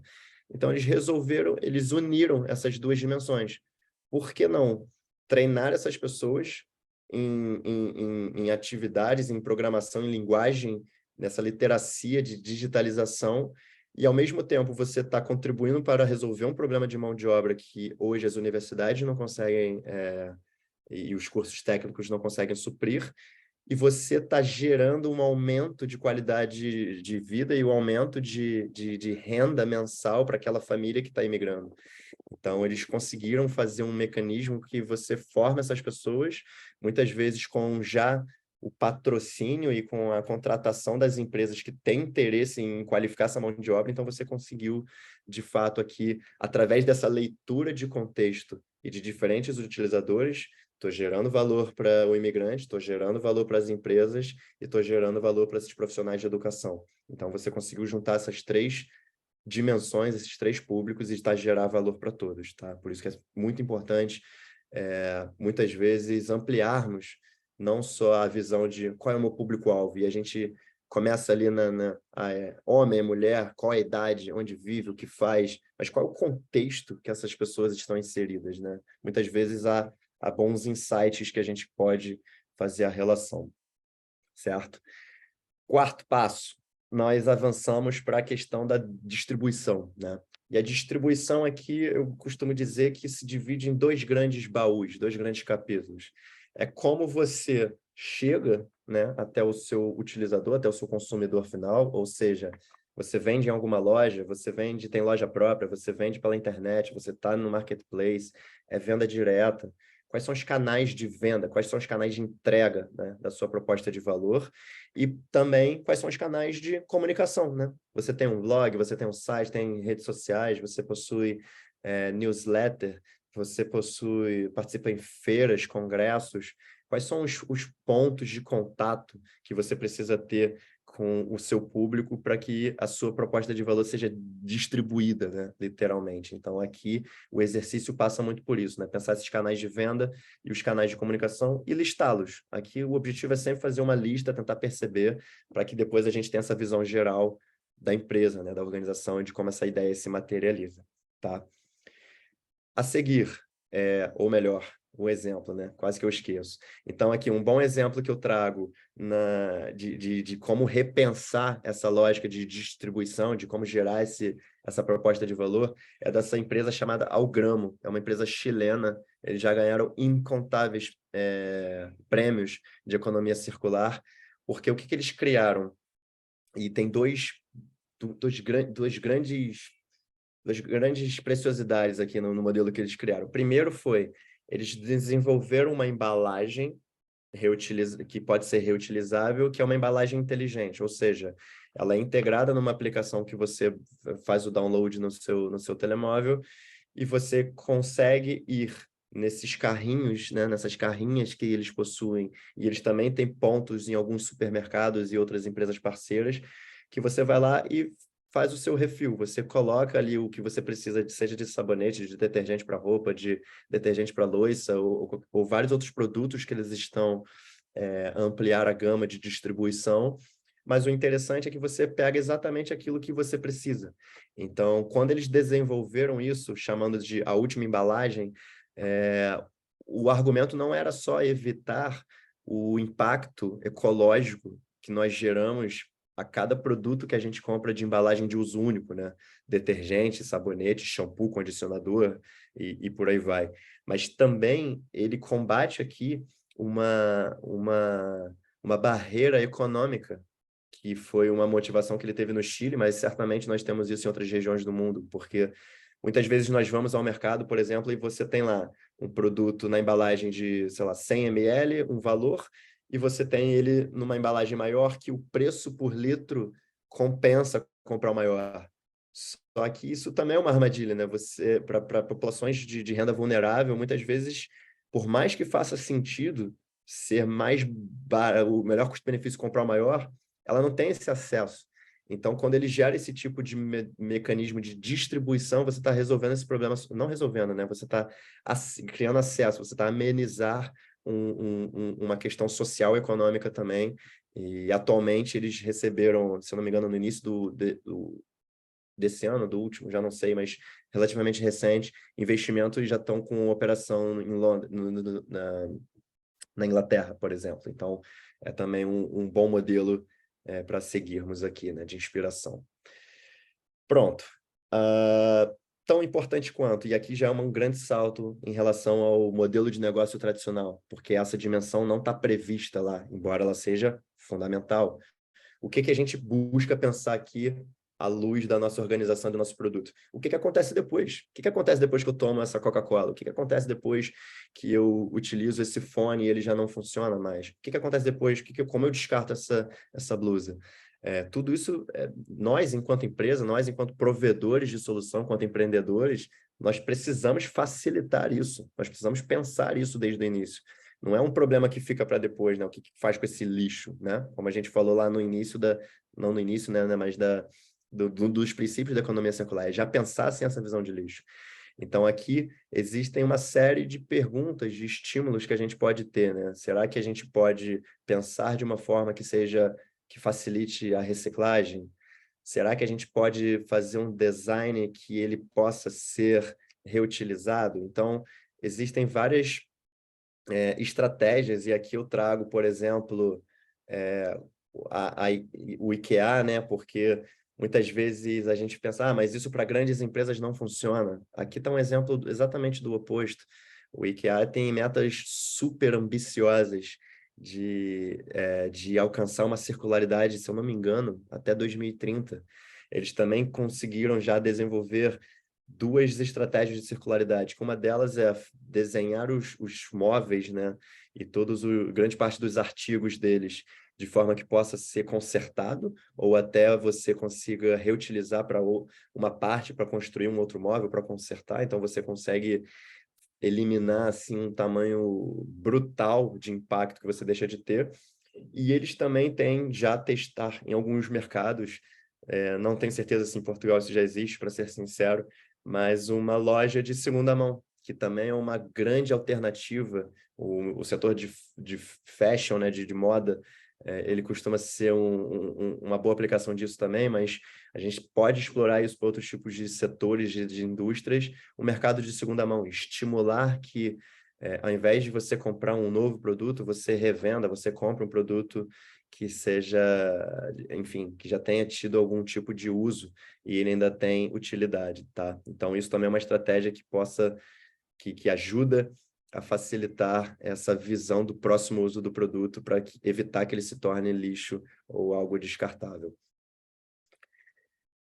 Feito essa primeira etapa, né, digamos assim, eu costumo brincar que o outro lado, né, da ferramenta, né, se a gente estivesse aqui de fato preenchendo um a um, a gente foi meio que para o lado esquerdo, é como se fosse a parte por trás do palco, assim, o backstage, né? O que acontece antes, né, da nossa operação, o que suporta a operação da nossa organização para que a gente consiga, de fato, entregar isso para os clientes e para estar na rua, né, digamos assim. Então, aqui existem outros tipos de mapeamentos. O primeiro deles é quais são as atividades-chaves, né? E atividade-chave, eu costumo dizer, de forma que facilite, é tudo aquilo que nós, enquanto empresa, né, nesse momento que a gente está pensando aqui para o nosso caso, o que nós precisamos performar? Se eu sou um restaurante, eu preciso provavelmente ter uma boa cozinha, eu preciso provavelmente ter um bom marketing, eu preciso ter conteúdo, não sei, eu preciso ter tecnologia, uma área de tecnológica para ter um app, eu acho que não, isso pode ser um fornecedor. Então, aqui a gente tenta perceber o que é fundamental, o que é essencial para, com os recursos que eu tenho disponíveis, seja de equipe, seja de conhecimento, o que eu preciso fazer, o que eu preciso performar para empreender, né? Para criar essa organização, para criar esse negócio, certo? Então, aqui eu trago um exemplo da Renatory, que é uma empresa sediada em Amsterdã, e um dos sócios fundadores é um brasileiro, e ele trouxe esse conhecimento lá da Amazônia de técnicas de agricultura regenerativa, que você consegue, através de um modelo de plantio e de rega e de poda, não apenas gerar uma maior produtividade, um melhor impacto ali ao uso de solo, ao uso de água, a uma biodiversidade de safra também. Você consegue elevar todos os índices possíveis da sua agricultura e você ainda regenera o solo, porque a gente consegue combater a questão seja do plantio de monoculturas, ou seja do uso exacerbado de agrotóxico para tentar garantir uma produtividade. Então, eles literalmente, através de novas técnicas, que são técnicas mais compatíveis com esse modelo de regeneração, eles oferecem isso para produtores, para agricultores ao redor do mundo. Já estão a trabalhar com a Nestlé, se eu não me engano, em grande parte da operação da Nespresso, né, da produção de café. Então, eles conseguiram, através dessa performance, dessas técnicas, desses novos tipos de conhecimento, aliados à digitalização, oferecer uma proposta de valor que melhore melhore não só a safra, como o impacto de plantio de outras pessoas, de outras fazendas, de outras organizações. Tá?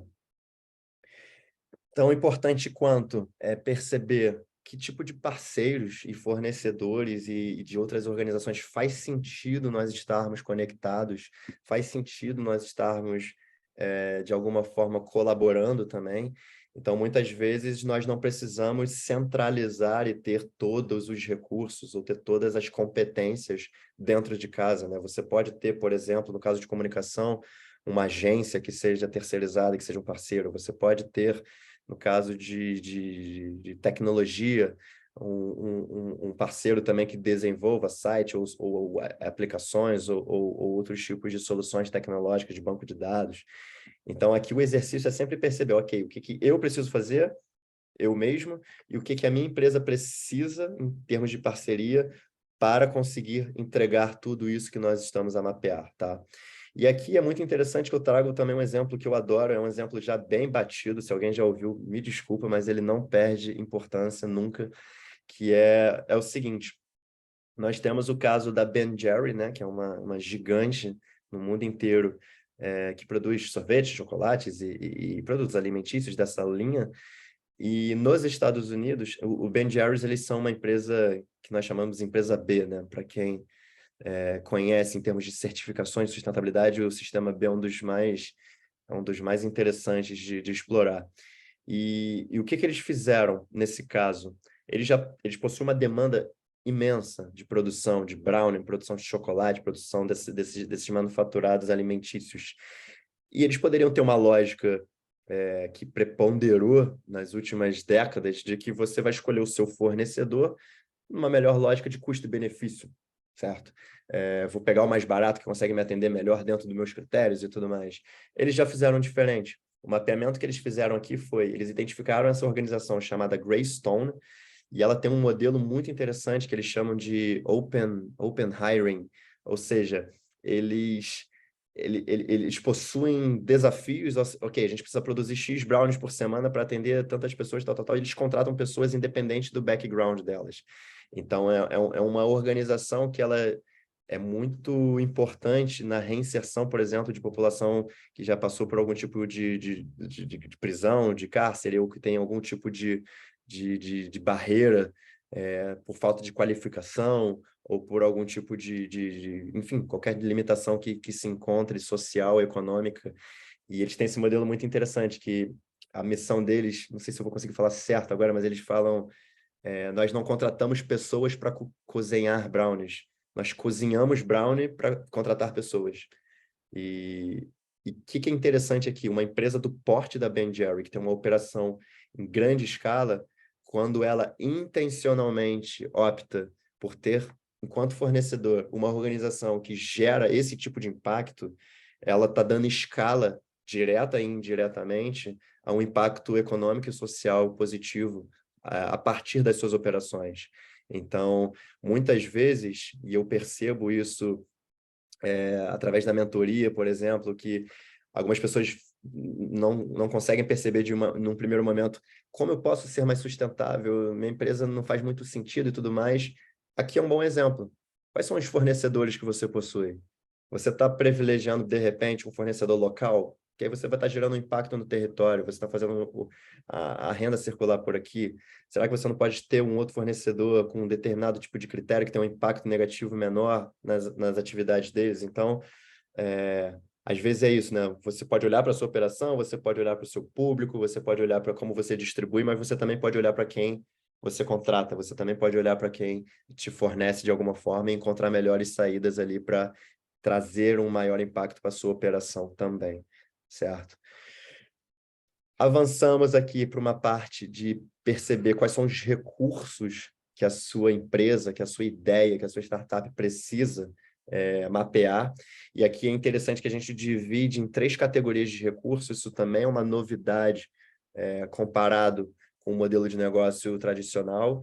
E como é que funciona aqui de forma bem prática, né? Primeiro, a gente busca perceber que tipos de recursos naturais nós precisamos, né? Será que você precisa de água na sua produção? Você precisa de madeira? Você precisa de minério? Então, aqui a gente busca identificar dentro do nosso produto, do nosso serviço, da nossa operação, o que é demandável, o que exige-se extrair da natureza e pronto, mapeia, tá aqui. Esse é o nosso impacto a princípio, né? Então, a gente faz primeiro essa questão. E nem sempre isso precisa ser de materiais virgens. Então, isso é muito interessante. Essa empresa chamada Recoff, eu conheci em Lisboa, numa feira de sustentabilidade, inclusive, e eles são uma empresa que eles conseguiram, e já existem outros exemplos disso também, de que eles conseguiram, a partir de borras de café, fazer calçados, né? Já existem processos e tecnologia que muitas vezes a gente consegue, de novo, né? Através de o que para uns é resíduo, que não tem mais nenhuma utilidade, você pega isso de restaurante, você pega isso de outras organizações alimentícias e você consegue, a partir disso, ter um upcycling, né? Você consegue fazer com que, a partir disso, você gere um produto de maior valor.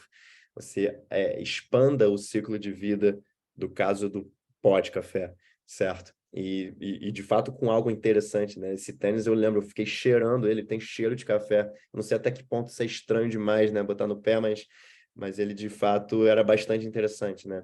Então, existem já alternativas que, de novo, solucionam o problema de uma indústria e são uma matéria-prima para outra. Uma segunda linha de recursos são os recursos técnicos, né? E recurso técnico é tudo aquilo que é artificial, né? Qual a embalagem que nós utilizamos para entregar o nosso produto? Que tipo de componente nós temos aqui no telemóvel, né? É uma tela, é um cabo. Então, a gente busca perceber tudo isso que está ao redor do nosso produto, né? Quais são esses componentes, qual é o maquinário que nós precisamos utilizar. E olha que interessante, eu também adoro esse exemplo. Essa é uma empresa também da Holanda, inclusive a Holanda é um polo extraordinário de inovações sustentáveis, e essa empresa se chama Fairphone. O que eles fizeram? Eles conseguiram desenvolver smartphones que eles são modulares, ou seja, quebrei minha tela, né? Quem nunca, né? Sempre quebra o ecrã.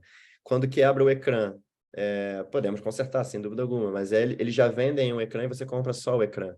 A minha bateria já está uma vida útil horrível, ela dura 2 horas quando eu saio na rua. Não preciso comprar outro telemóvel, posso comprar só a bateria.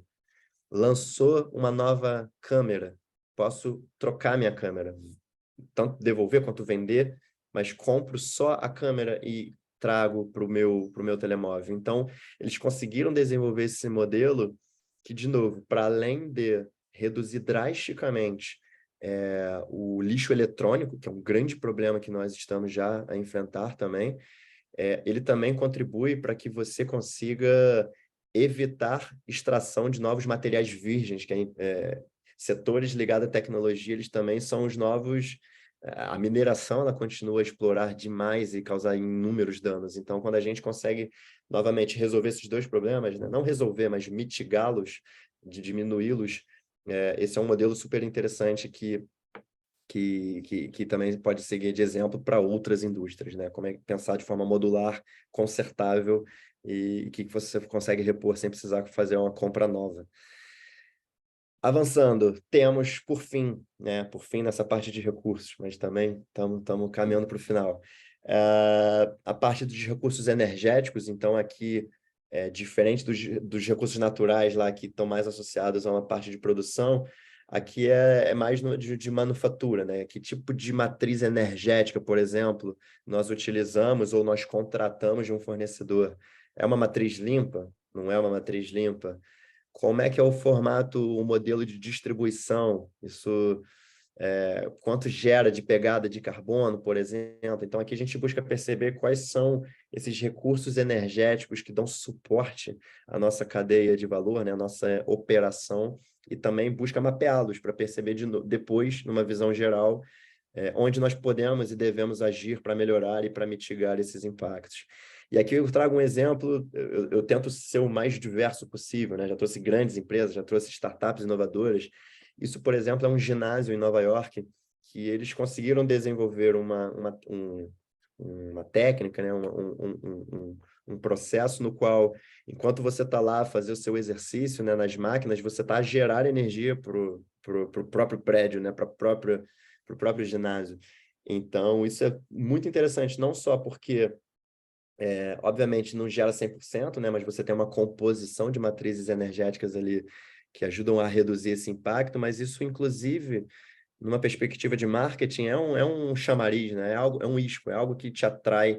Pô, por que não me exercitar e ainda contribuir nesse sentido, ou me sentir menos culpado por utilizar esse tipo de energia ou de recurso? Então, existem inúmeras outros exemplos, né? Principalmente para grandes indústrias, ou, no caso, se eu não me engano, da Alemanha, os equipamentos públicos, os prédios municipais, eles, por lei, têm uma certa obrigação, se eu não me engano, para você ter painéis solares, e em alguns até se discute a presença de hortas também. Então, por que não a gente utilizar os equipamentos que nós temos hoje para eles também, de alguma forma, contribuírem a ou diminuir ou produzir também a sua própria energia, alimento e por aí vai, né? Então, como a gente muda essa mentalidade de consumo e de gasto para uma coisa mais circular e uma coisa mais integrada, né? Certo. Aí, feito esse grande miolo, né, essas 9 dimensões de mapear como é que a sua ideia se transforma num negócio, aqui é interessante também buscarmos tentar perceber o que são esses impactos positivos e os impactos negativos em cada uma dessas etapas, né? Na etapa de uso de energia, será que eu consigo ter um impacto positivo, como eu citei algum, ou não? Temos esse impacto negativo, a gente precisa solucionar ou ter alguma operação, um processo novo para resolver isso. Mesma coisa, na parte do próximo uso do produto, a gente consegue fazer disso um impacto positivo ou disso um impacto negativo? Então, a gente vai confrontando cada uma das dimensões do negócio com essas percepções, tá? Aqui eu trago um grande exemplo do Change Makers, que é uma empresa que também nasce da percepção social e ambiental de problemas que ela enfrenta no território. Se eu não me engano, ela é do Quênia. E o que ela desenvolveu aqui? Ela percebeu que era possível coletar plástico das mais diversas indústrias, ela quebra aquilo em microplásticos, faz um processo de fundição, e aquilo é um material de construção, é uma espécie de um tijolo, é uma espécie de... E tem telhas também, tem outros tipos de materiais de construção. Então, nessa inovação sustentável, essa empreendedora conseguiu solucionar 2 grandes problemas. O primeiro o descarte de plástico de uso único, que pode vir de várias indústrias.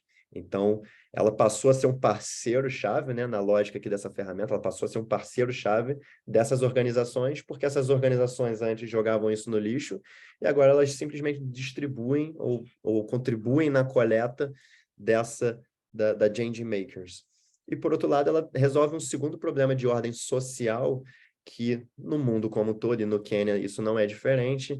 O setor de construção, ele é um setor que muitas vezes é inacessível, ele é um setor restritivo para algumas comunidades e algumas populações. Então, ela consegue fazer uma operação, um modelo de construção que seja mais acessível, né? Mais affordable, mais fácil, de maior inclusão. certo? Então, aqui ela consegue, através de uma visão de como eu posso gerar um impacto positivo, mitigando o impacto de outras empresas, né? Eu não estou criando nada novo aqui. Óbvio que a solução é nova, mas ela tá a lidar com situações que tem no mundo ao nosso redor, certo? Por fim, ao final desse exercício, nós somos convidados a tentar perceber, em linhas gerais, e isso é uma orientação importante, assim, né? Não é que a gente, vou ter que comprar uma caneta, vou ter que comprar um papel uma vez por mês.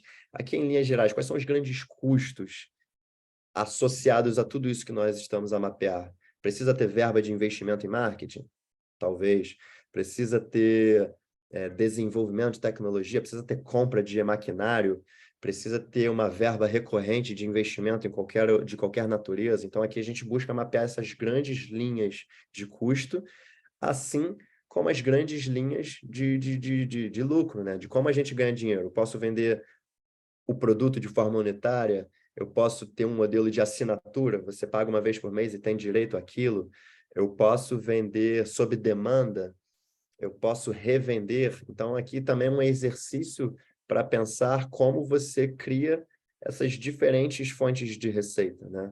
Eu, no meu caso, sei lá, meu caso pessoal, porque isso se aplica no plano individual também, eu trabalho numa empresa de forma contratada, mas eu também sou professor, eu também faço mentoria. Então, aqui você busca perceber todas essas outras dimensões de como você pode ter diferentes fontes de receita e, às vezes, com parceiros, e isso contribui também para o seu fluxo de caixa, né, ou para uma vitalidade da organização, tá? Aqui 2 exemplos de empresas, uma da Tailândia, outra Filipinas, se eu não me engano, que elas também buscam trazer esse tipo de solução, né? Você tem, por exemplo, no caso de países asiáticos, que são países de muita exportação, que você utiliza muito a palete nos portos e tudo mais, aquela palete não precisa vir de uma matéria virgem, não precisa vir de florestas. Você pode, através do coco, da fibra do coco, fazer aquilo de forma reutilizável. Então, de novo, você está solucionando 2 problemas. O coco, a fibra do coco enquanto resíduo, que é difícil pra caramba de você fazer qualquer tipo de reaproveitamento, de biodegradação, ele demora, e você resolve o problema de evitar deflorestamento, porque se não fosse por isso, seria mata virgem sendo transformada em palete, não faz muito sentido, certo? Então, aqui a gente tem alguns exemplos de como, novamente, a gente pode olhar para grandes problemas e criar soluções para eles que são transversais. Não necessariamente você vai trabalhar só com uma indústria, você vai estar resolvendo o problema de várias indústrias.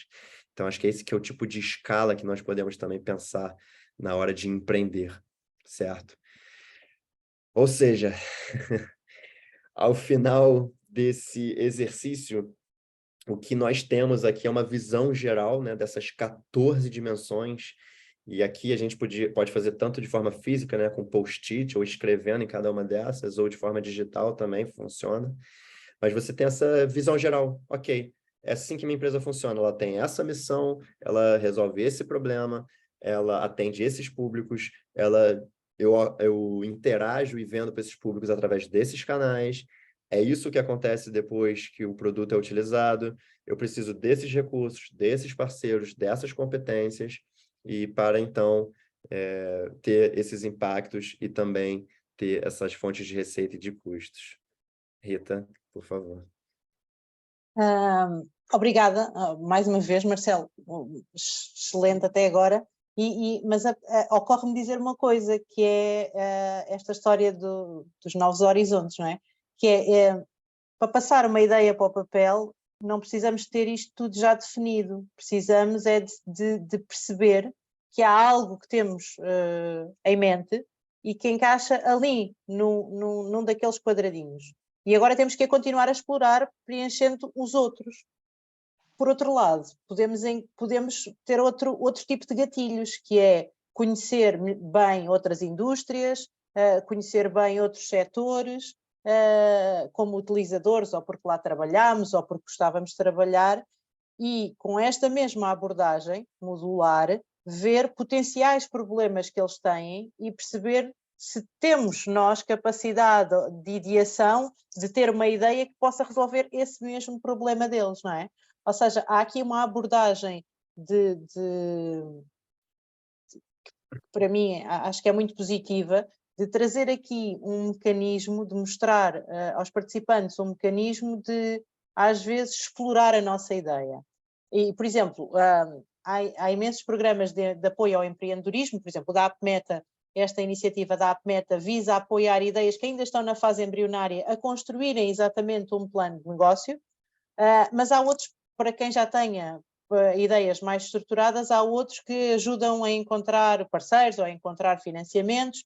Quer dizer, o apoio ao empreendedorismo em Portugal e fora de Portugal, existem vários estágios de maturidade e não precisamos ter tudo esclarecido na nossa cabeça, precisamos de perceber aquela ideia que nos anda a surgir, em que zona desta cadeia, em que zona desta organização ou desta metodologia, que é a metodologia mais usada, em que zona é que ela se insere, para depois percebermos quais são qual é o resto que nos falta, não é? Exatamente. Leila, desculpa. Não, nada, eu ia falar que era exatamente isso, que o que o Marcelo está a apresentar é uma ferramenta que explora todo o planejamento da sua atividade empreendedora, né? Da sua empresa ou da sua atividade pessoal. E que sem isso você não consegue ter toda a dimensão desse universo que ela pode alcançar. E aí é o que você estava falando, que a PMETA vem apoiar, e que o Marcelo está colocando, que é a condição de uma mentoria. Uma mentoria de negócio é exatamente ajudar nesse esclarecimento de tudo que ele colocou nesses 14 passos importantes de um projeto de negócio, né, de empreendedorismo, e que você veio ressaltar. É exatamente isso. Eu só pois, mas que é importante ressaltar e esclarecer que isto, ainda que seja o que se quer com um processo de empreendedorismo, não precisa de estar esclarecido na nossa cabeça. Pode ser, podemos olhar para ele como um conjunto de gatilhos que podem alimentar a nossa busca por estruturar uma ideia de negócio e, ao mesmo tempo, para mim, excelente esta ligação direta entre construir uma ideia e nunca descurar a sustentabilidade. Porque ela pode ser, eu posso construir uma empresa sustentável e ajudar os outros a construir uma empresa sustentável. Ela pode não ser o coração da sustentabilidade pode não ser naquele quadradinho ou naquele bloco, mas pode ser noutro e, quer dizer... Exato, fazer parte de uma cadeia. É exatamente isso. É isso que eu acho mais intrigante e importante, que é você perceber em que estágio você está do seu negócio. Em que momento você precisa de uma contribuição, de um auxílio de alguém que possa te esclarecer algo que vá te dar um passo à frente. Porque você pode estar no meio desse processo, você considerar que você já atingiu até um network, né? Vamos pegar nisso e trabalhar, pois. Exatamente. O importante é você identificar em que estágio você está e ter certeza do que você quer para que você contribua. A Geisa quer falar. Espera aí, eu vou até ficar quieta, porque eu gostaria até de falar mais, porque eu adoro o tema do Marcelo, adoro. Do Marcelo nada, do mundo. Do mundo, exatamente, mas que você traz para ele, Geisa. eu adoro. Mas Geisa, por favor. Olá. Olá, bem-vinda. Deixa eu só tirar aqui o som, porque eu já tenho aqui uma formação para entrar, e queria só... desculpa, pronto. Queria só parabenizar. Estou sem vídeo, pronto. Acho que alguém já consegue me ver, eu não consigo me ver, mas enfim. Eu consigo. Ok. Gente, eu queria parabenizar vocês, porque assim, faz tempo que eu não ouvi a minha própria linguagem, e isso é maravilhoso, porque às vezes eu me pego com os meus pensamentos, que é tudo o que você falou, Marcelo, absolutamente tudo, e penso nisso e digo, meu Deus, será que alguém entende o que eu quero dizer? E assim, é bom ouvir, porque eu sei que eu não estou perdida, eu estou no caminho certo. Além disso, eu tenho várias questões aqui para colocar, mas eu sei que não dá tempo. E como eu tenho a formação agora, eu queria saber se eu posso enviar essas questões, não sei, para um e-mail, ou, enfim, alguma coisa, pronto, para ter um esclarecimento melhor, porque eu acredito que eu vou precisar de, pronto, de certa forma, de algumas orientações para concluir o meu projeto. Por mim, a porta aberta. Não sei se depois se a gente pensa exatamente para como faz isso, né? Se vai pela Rita, pela Leila. O meu Sim, contato vai estar ao final desse material também. Eu já deixo lá meu e-mail, meu LinkedIn. Mas, enfim, o que for mais confortável para todos. pronto, olha, eu agradeço imenso, porque foi brutal essa contribuição de vocês. Parabéns às Obrigado. meninas, Obrigado por isso. a Leila, a Rita, você, Marcelo. A linguagem foi maravilhosa, porque, assim, é tudo que a gente realmente precisa ter atenção e de uma forma muito simples. Já tomei nota aqui que eu vou começar a utilizar esse Circular Canva, e Força. outras coisas que eu preciso pesquisar. E é isso, vou agora entrar na formação. Obrigado. E que Depois eu pena, porque queria... ainda tem mais um exercíciozinho que eu vou explicar mais Pois, rápido, mas mas essa gravação fica disponível para a gente, não fica? Sim, verdade. nós podemos disponibilizar temporariamente aos participantes, claro. Olha, só preciso de um dia, Rita, só um dia para assistir de novo, tomar nota de Sim, algumas coisas, sim. porque realmente é muita coisa que quando a gente não está dentro vamos dizer, do E meio, quando não está à espera, vem de chofre, né? exato, e foi brutal. Muita coisa que eu digo, meu Deus, ele está falando exatamente tudo o que eu penso, porque quando eu pensei no meu produto, foi até o fim, e as pessoas dizem, mas Geisa, tu queres demais? Eu digo, não, minha gente, eu quero o certo. E isso não é fácil de conseguir. O certo é pensar em tudo, só que as pessoas só querem pensar, tipo, vendi, acabou, né? Então, assim, eu agradeço se eu pudesse assistir tudo de novo, tomar nota, enviar as questões, e depois, pronto, o feedback de vocês no que for possível me ajudar. Obrigada. Geisa, Obrigadíssimo. a Rita vai chegar a nós e aí a gente te retorna, com certeza. A rede, Marcelo, parceiro da rede, né? Então, nós, rede, a gente vai fazer chegar a você as respostas através da Rita, tá bom? Ok, muito obrigada, muito obrigada. Olha, só mais uma coisa, como eu sou bióloga, você já imagina como eu fiquei super empolgada com todas essas questões de sustentabilidade levantadas.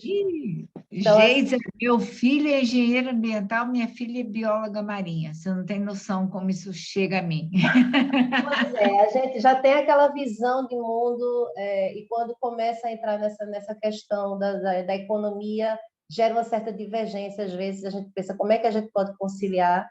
E assim, quando eu escuto a linguagem que está na minha mente, é muito bom, porque eu digo, poxa, tá tudo certo, tá tudo certo. Então, assim, muito Exato. obrigada mesmo, tá? Uma boa Obrigada, noite Geisa. e boa Feliz. continuação. Tchau, tchau. Obrigado. Obrigada, tchau, tchau. Marcelo, Pronto. Que estamos entrando incrível. na fase Sim. final, certo? Sim, vou acelerar aqui.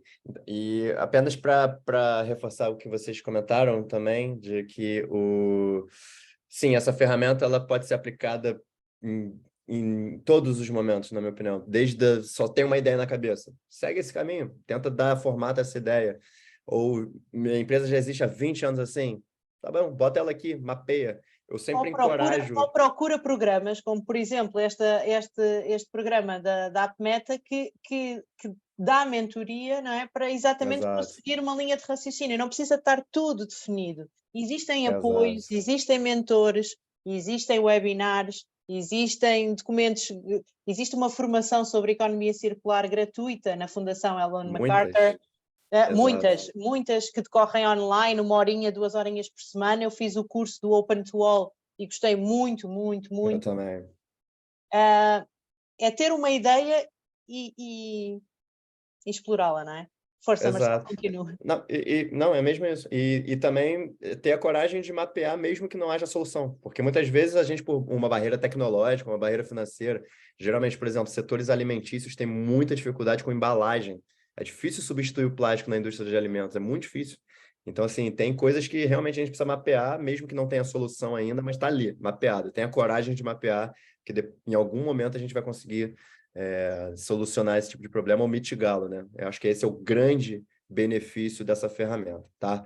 Então, aqui, de forma muito rápida, né? Considerando o tempo que nós temos, eu vou entrar no último tópico, né, dessa conversa, que é essa discussão dos horizontes, e vou fazer um exercício semelhante, só que menor, de um outro Canva, que é o Canva do Três Horizontes, que foi... existem várias versões desse Canvas, eu vou apresentar a que foi desenvolvido no International Future Forum, então é um exercício que ajuda a ver futuros, né? Que eu acho que é sobre isso que a gente pressupõe quando fala de novos horizontes. E ele também propõe uma metodologia, ele propõe também um exercício. Então, aqui eu vou falar de forma um pouquinho mais objetiva. Temos esse Canvas, que ele tem o eixo, né, da prevalência, por um lado, no tempo, né? Prevalência é o que permanece, o que prevalece de fato e como a gente constrói isso no tempo. E, ao mesmo tempo, a gente tem 3 cenários aí. A gente tem um sistema atual, né, que é essa primeira coluna. A gente tem no meio uma zona de transição em direção a esse novo futuro. E a gente tem um terceiro momento, que é o sistema futuro. Então, a gente está falando aqui de 3 momentos que a gente vai mapear. E como está muito claro aí na imagem, a gente tem 3 curvas, né? Tem 3 cores aí, que é exatamente os exercícios, os papéis que nós precisamos desempenhar para planejar e executar um futuro diferente. Então, o que significa cada uma dessas curvas? A curva vermelha, ela começa no sistema atual e ela termina lá no sistema futuro. E ela é o futuro 1, né? É o que acontece hoje e como a gente faz a transição do que acontece hoje para deixar um legado, né? O que a gente quer do hoje que fique lá na frente. Essa, numa visão, é uma visão de gestão, né? É uma visão de gestor. Como é que você faz você descontinua uma operação? Como é que você faz o processo de resfriagem de um negócio, por exemplo? Então, você tem uma visão de gestor para alcançar esse novo futuro. Por outro lado, você tem a linha verde, né? Que é a linha do visionário. Que tipo de elementos você tem hoje no presente para elaborar e para você se inspirar para você chegar nesse novo futuro desejado, tá? Então, essa aqui é uma segunda linha. E você tem a linha azul, que é a linha do empreendedor, digamos assim, que é quem faz essa conexão com os recursos que nós temos disponíveis hoje, com a realidade que nós temos hoje no sistema atual, o que nós precisamos fazer na zona de transição para alcançar esse futuro. E muitas vezes, meus amigos e minhas amigas, nós somos esses 3 em diferentes momentos. Mas para empreender, nós precisamos ter essas 3 visões. Nós precisamos ser gestores, nós precisamos ser empreendedores, nós precisamos ser visionários. É um equilíbrio bastante desafiador, né? E como é que na prática funciona essa ferramenta? A gente começa a perguntar aqui, dentro do sistema anual, o que é o meu negócio hoje, por exemplo? E você vai listar. Quais são as características do contexto que ele está inserido? Como elas impactam? Como é que as coisas são feitas hoje em dia? Como é que eu faço, né? Como é que eu opero hoje em dia? O que tem sido a minha prioridade? A prioridade é mais venda? A prioridade é investir na minha fábrica, na minha produção? A prioridade é investir em marketing? O que está deixando de fora? O que é negligenciado? O que eu estou deixando de fazer? Quais são os processos que eu possuo? Então, aqui a gente mapeia tudo. O que acontece no meu negócio hoje, né? Qual é a minha realidade no meu sistema atual? Depois, a gente vai para essa visão de transição, a visão do empreendedor, que é o que é possível diante dos recursos que eu possuo e da direção que eu estou seguindo, o que é possível eu fazer agora? Quais são as prioridades? Todos nós temos muitos problemas, muitos desafios, não temos recursos nem tempo para resolver todos de uma vez. Qual é a prioridade? Qual é o primeiro? Qual é o segundo? O que acontece depois? Que tipo de capacidade eu vou precisar desenvolver? Preciso contratar alguém para me ajudar? Preciso estudar mais para adquirir esse novo conhecimento? Preciso, enfim, buscar um novo fornecedor? Quais são os agentes do ecossistema ao meu redor que eu posso me conectar? Então, por isso que aquele exercício anterior ele é fundamental. Você consegue ter uma visão ampla e, de repente, você não chega lá sozinho, você chega através de uma parceria. Então, o empreendedor tem muito essa visão dual, né? O que eu tenho hoje, para onde eu estou indo, o que eu preciso fazer. E você tem uma terceira visão, que é a visão do visionário, quais são as premissas, que futuro é esse que eu estou criando, né? Que futuro é esse que eu estou imaginando? Qual é o modelo de negócio que eu desejo ter? Qual é a dinâmica de mercado? Como a tecnologia está impactando o meu negócio hoje, por exemplo? Como é que vai impactar nos próximos 10 anos? Quais são as tendências de regulação de consumo. Então, como é que a gente olha para esse futuro e como é que ele se apresenta, né? Então, aqui a gente também traz essa visão da inovação e tenta antecipá-la, quais são as tendências, quais são os caminhos para o que a gente quer chegar, tá? Então, a gente mapeia esses 3 momentos, cada um com as suas curvas. E aí, na prática, o que nós fazemos é um exercício de questionar e de listar exatamente isso. Primeiro, as minhas preocupações atuais, que foi todos aqueles exemplos que eu coloquei, né? Quais são as evidências que o meu modelo precisa mudar? O que eu preciso fazer hoje? Como é que eu funciono hoje? Você lista. Depois, a gente salta lá para o futuro. Como é que eu gostaria de ser? Como é que eu vejo isso a funcionar? Que tipo de tendências ou indicativos me levam a crer que isso é possível? A gente lista. Depois, a gente vem aqui para baixo. Ou seja, ali embaixo na esquerda. Quais são as práticas inspiradoras, que exemplos eu posso ter de benchmark que já existem hoje e vão me ajudar a chegar nesse futuro da linha verde, né? Quais são os exemplos? Qual é a probabilidade disso existir? Então, a gente também mapeia que tipo de tecnologia, que tipo de processo, que tipo de máquina já existe. E, por outro lado, a mesma coisa para a curva vermelha, que é descendente, né? Que tipo de características do atual modelo vale a pena continuar a existir? Porque a gente não precisa matar o modelo como funciona, a gente não precisa abandonar, tá tudo errado. Existem coisas que podem ser reaproveitadas. Então, que legado fica? O que a gente pode otimizar, certo? Essa é uma preocupação. E, por fim, tem o cerne do que é o empreendedor, né? Que conecta esses 2 mundos. O que está em andamento hoje em termos de inovação, de processos, de práticas, de tecnologia, de financiamento? O que existe hoje? Como é que eu posso conectar esses 2 mundos e, de fato, empreender essa mudança? Então, ao final desse exercício, o que nós temos é exatamente isso. Vários exemplos de coisas que são listadas, que são prioridades ou não, que são aspirações ou não, e que também, de novo, nos dão essa grande visão do temporal. Onde estamos hoje, o que precisamos fazer, onde queremos chegar e o que fica disso, certo? Então, esse também é um exercício bem interessante, que também depois tem umas dinâmicas de prioritização do que a gente, por onde a gente começa.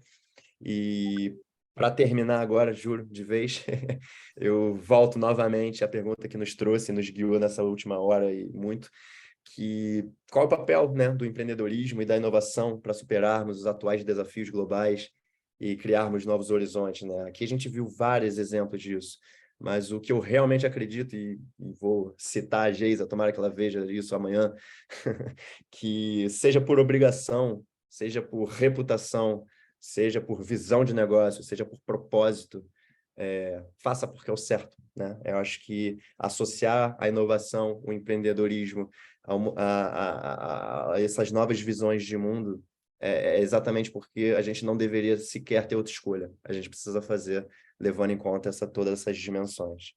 Então, muitíssimo obrigado. Desculpa o tempo a mais que eu tomei de todos. Deixo aí meus contatos, mas através da Leila e também da Rita, vocês conseguem me abordar. Obrigadíssimo. Obrigada, Marcelo. Estamos poucos, mas abria, ou talvez por estarmos poucos, abria o espaço a quem quiser contribuir, falar um pouco, antes de encerrarmos. Marcelo, totalmente no core daquilo que foi pedido pela APMETA, é este o objetivo do InJovem, é este também o que para nós é a motivação por trás do projeto, ou seja, não é o fomento só ao empreendedorismo, é que esta dimensão sustentável, da transição justa, seja percebida como uma oportunidade enorme de negócio. Exato. Porque não é só a nossa empresa que tem que ser assim, ou deve ser assim, é todas as outras. E, portanto, tudo o que a gente puder fazer é uma oportunidade de negócio para um mundo melhor. Não sei se alguém quer contribuir. Rita, eu gostava só também de dizer que a partir de 2024, além disso tudo, passa a ser uma obrigação, porque quem não participar da economia e das regras da sustentabilidade e de reporte está fora da criação de valor, está fora da economia. E eu, pronto, fiz parte de uma empresa que fazia parte do BCSD, então tenho as formações deles também e participei nisso tudo, e acho que temos deixado muitas PMEs para trás, e era uma opinião que queria aqui partilhar com vocês que estão dentro do assunto, e aquilo que eu tenho visto é que eu acho que nós, em Portugal, pelo caminho das coisas, vamos acabar por ser o produto fraco da Europa. Ou seja, como as nossas cadeias não estão preparadas para entrar minimamente nisso, vai ser muito difícil para nós, para as nossas empresas, entrar nos processos de criação de valor, não é? Que aí vêm com a sustentabilidade. E então acho que este trabalho é brutal e espero que, quando retomar a atividade, também consiga participar aqui mais com vocês, com a APMET. Acho que é de valor, é de valor. Precisamos muito da sustentabilidade aqui em Portugal, que isto, pronto, ainda é um tema, como a colega estava a dizer, que está na cabeça de muita gente, mas não há linguagem, não é? Agora então que a taxonomia e o Marcelo está por dentro, meu Deus. Mas não é só as coisas complicadas, é o soft skilling, é o falar sobre isto no contexto, em montes de outros contextos que normalizem esta abordagem, não é? Isso mesmo. E é o que fizeram aqui, então parabéns. Muito obrigado. Obrigada. Eu não sei se o Carlos, a Rita ou a Grazi querem acrescentar alguma coisa.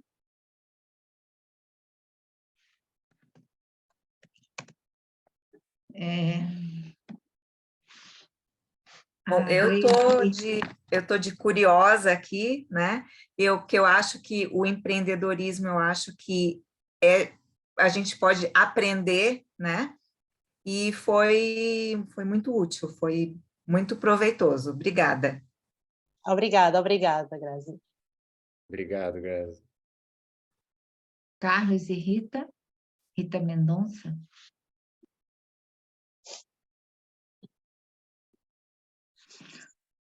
Bom, eu falo... Carlos?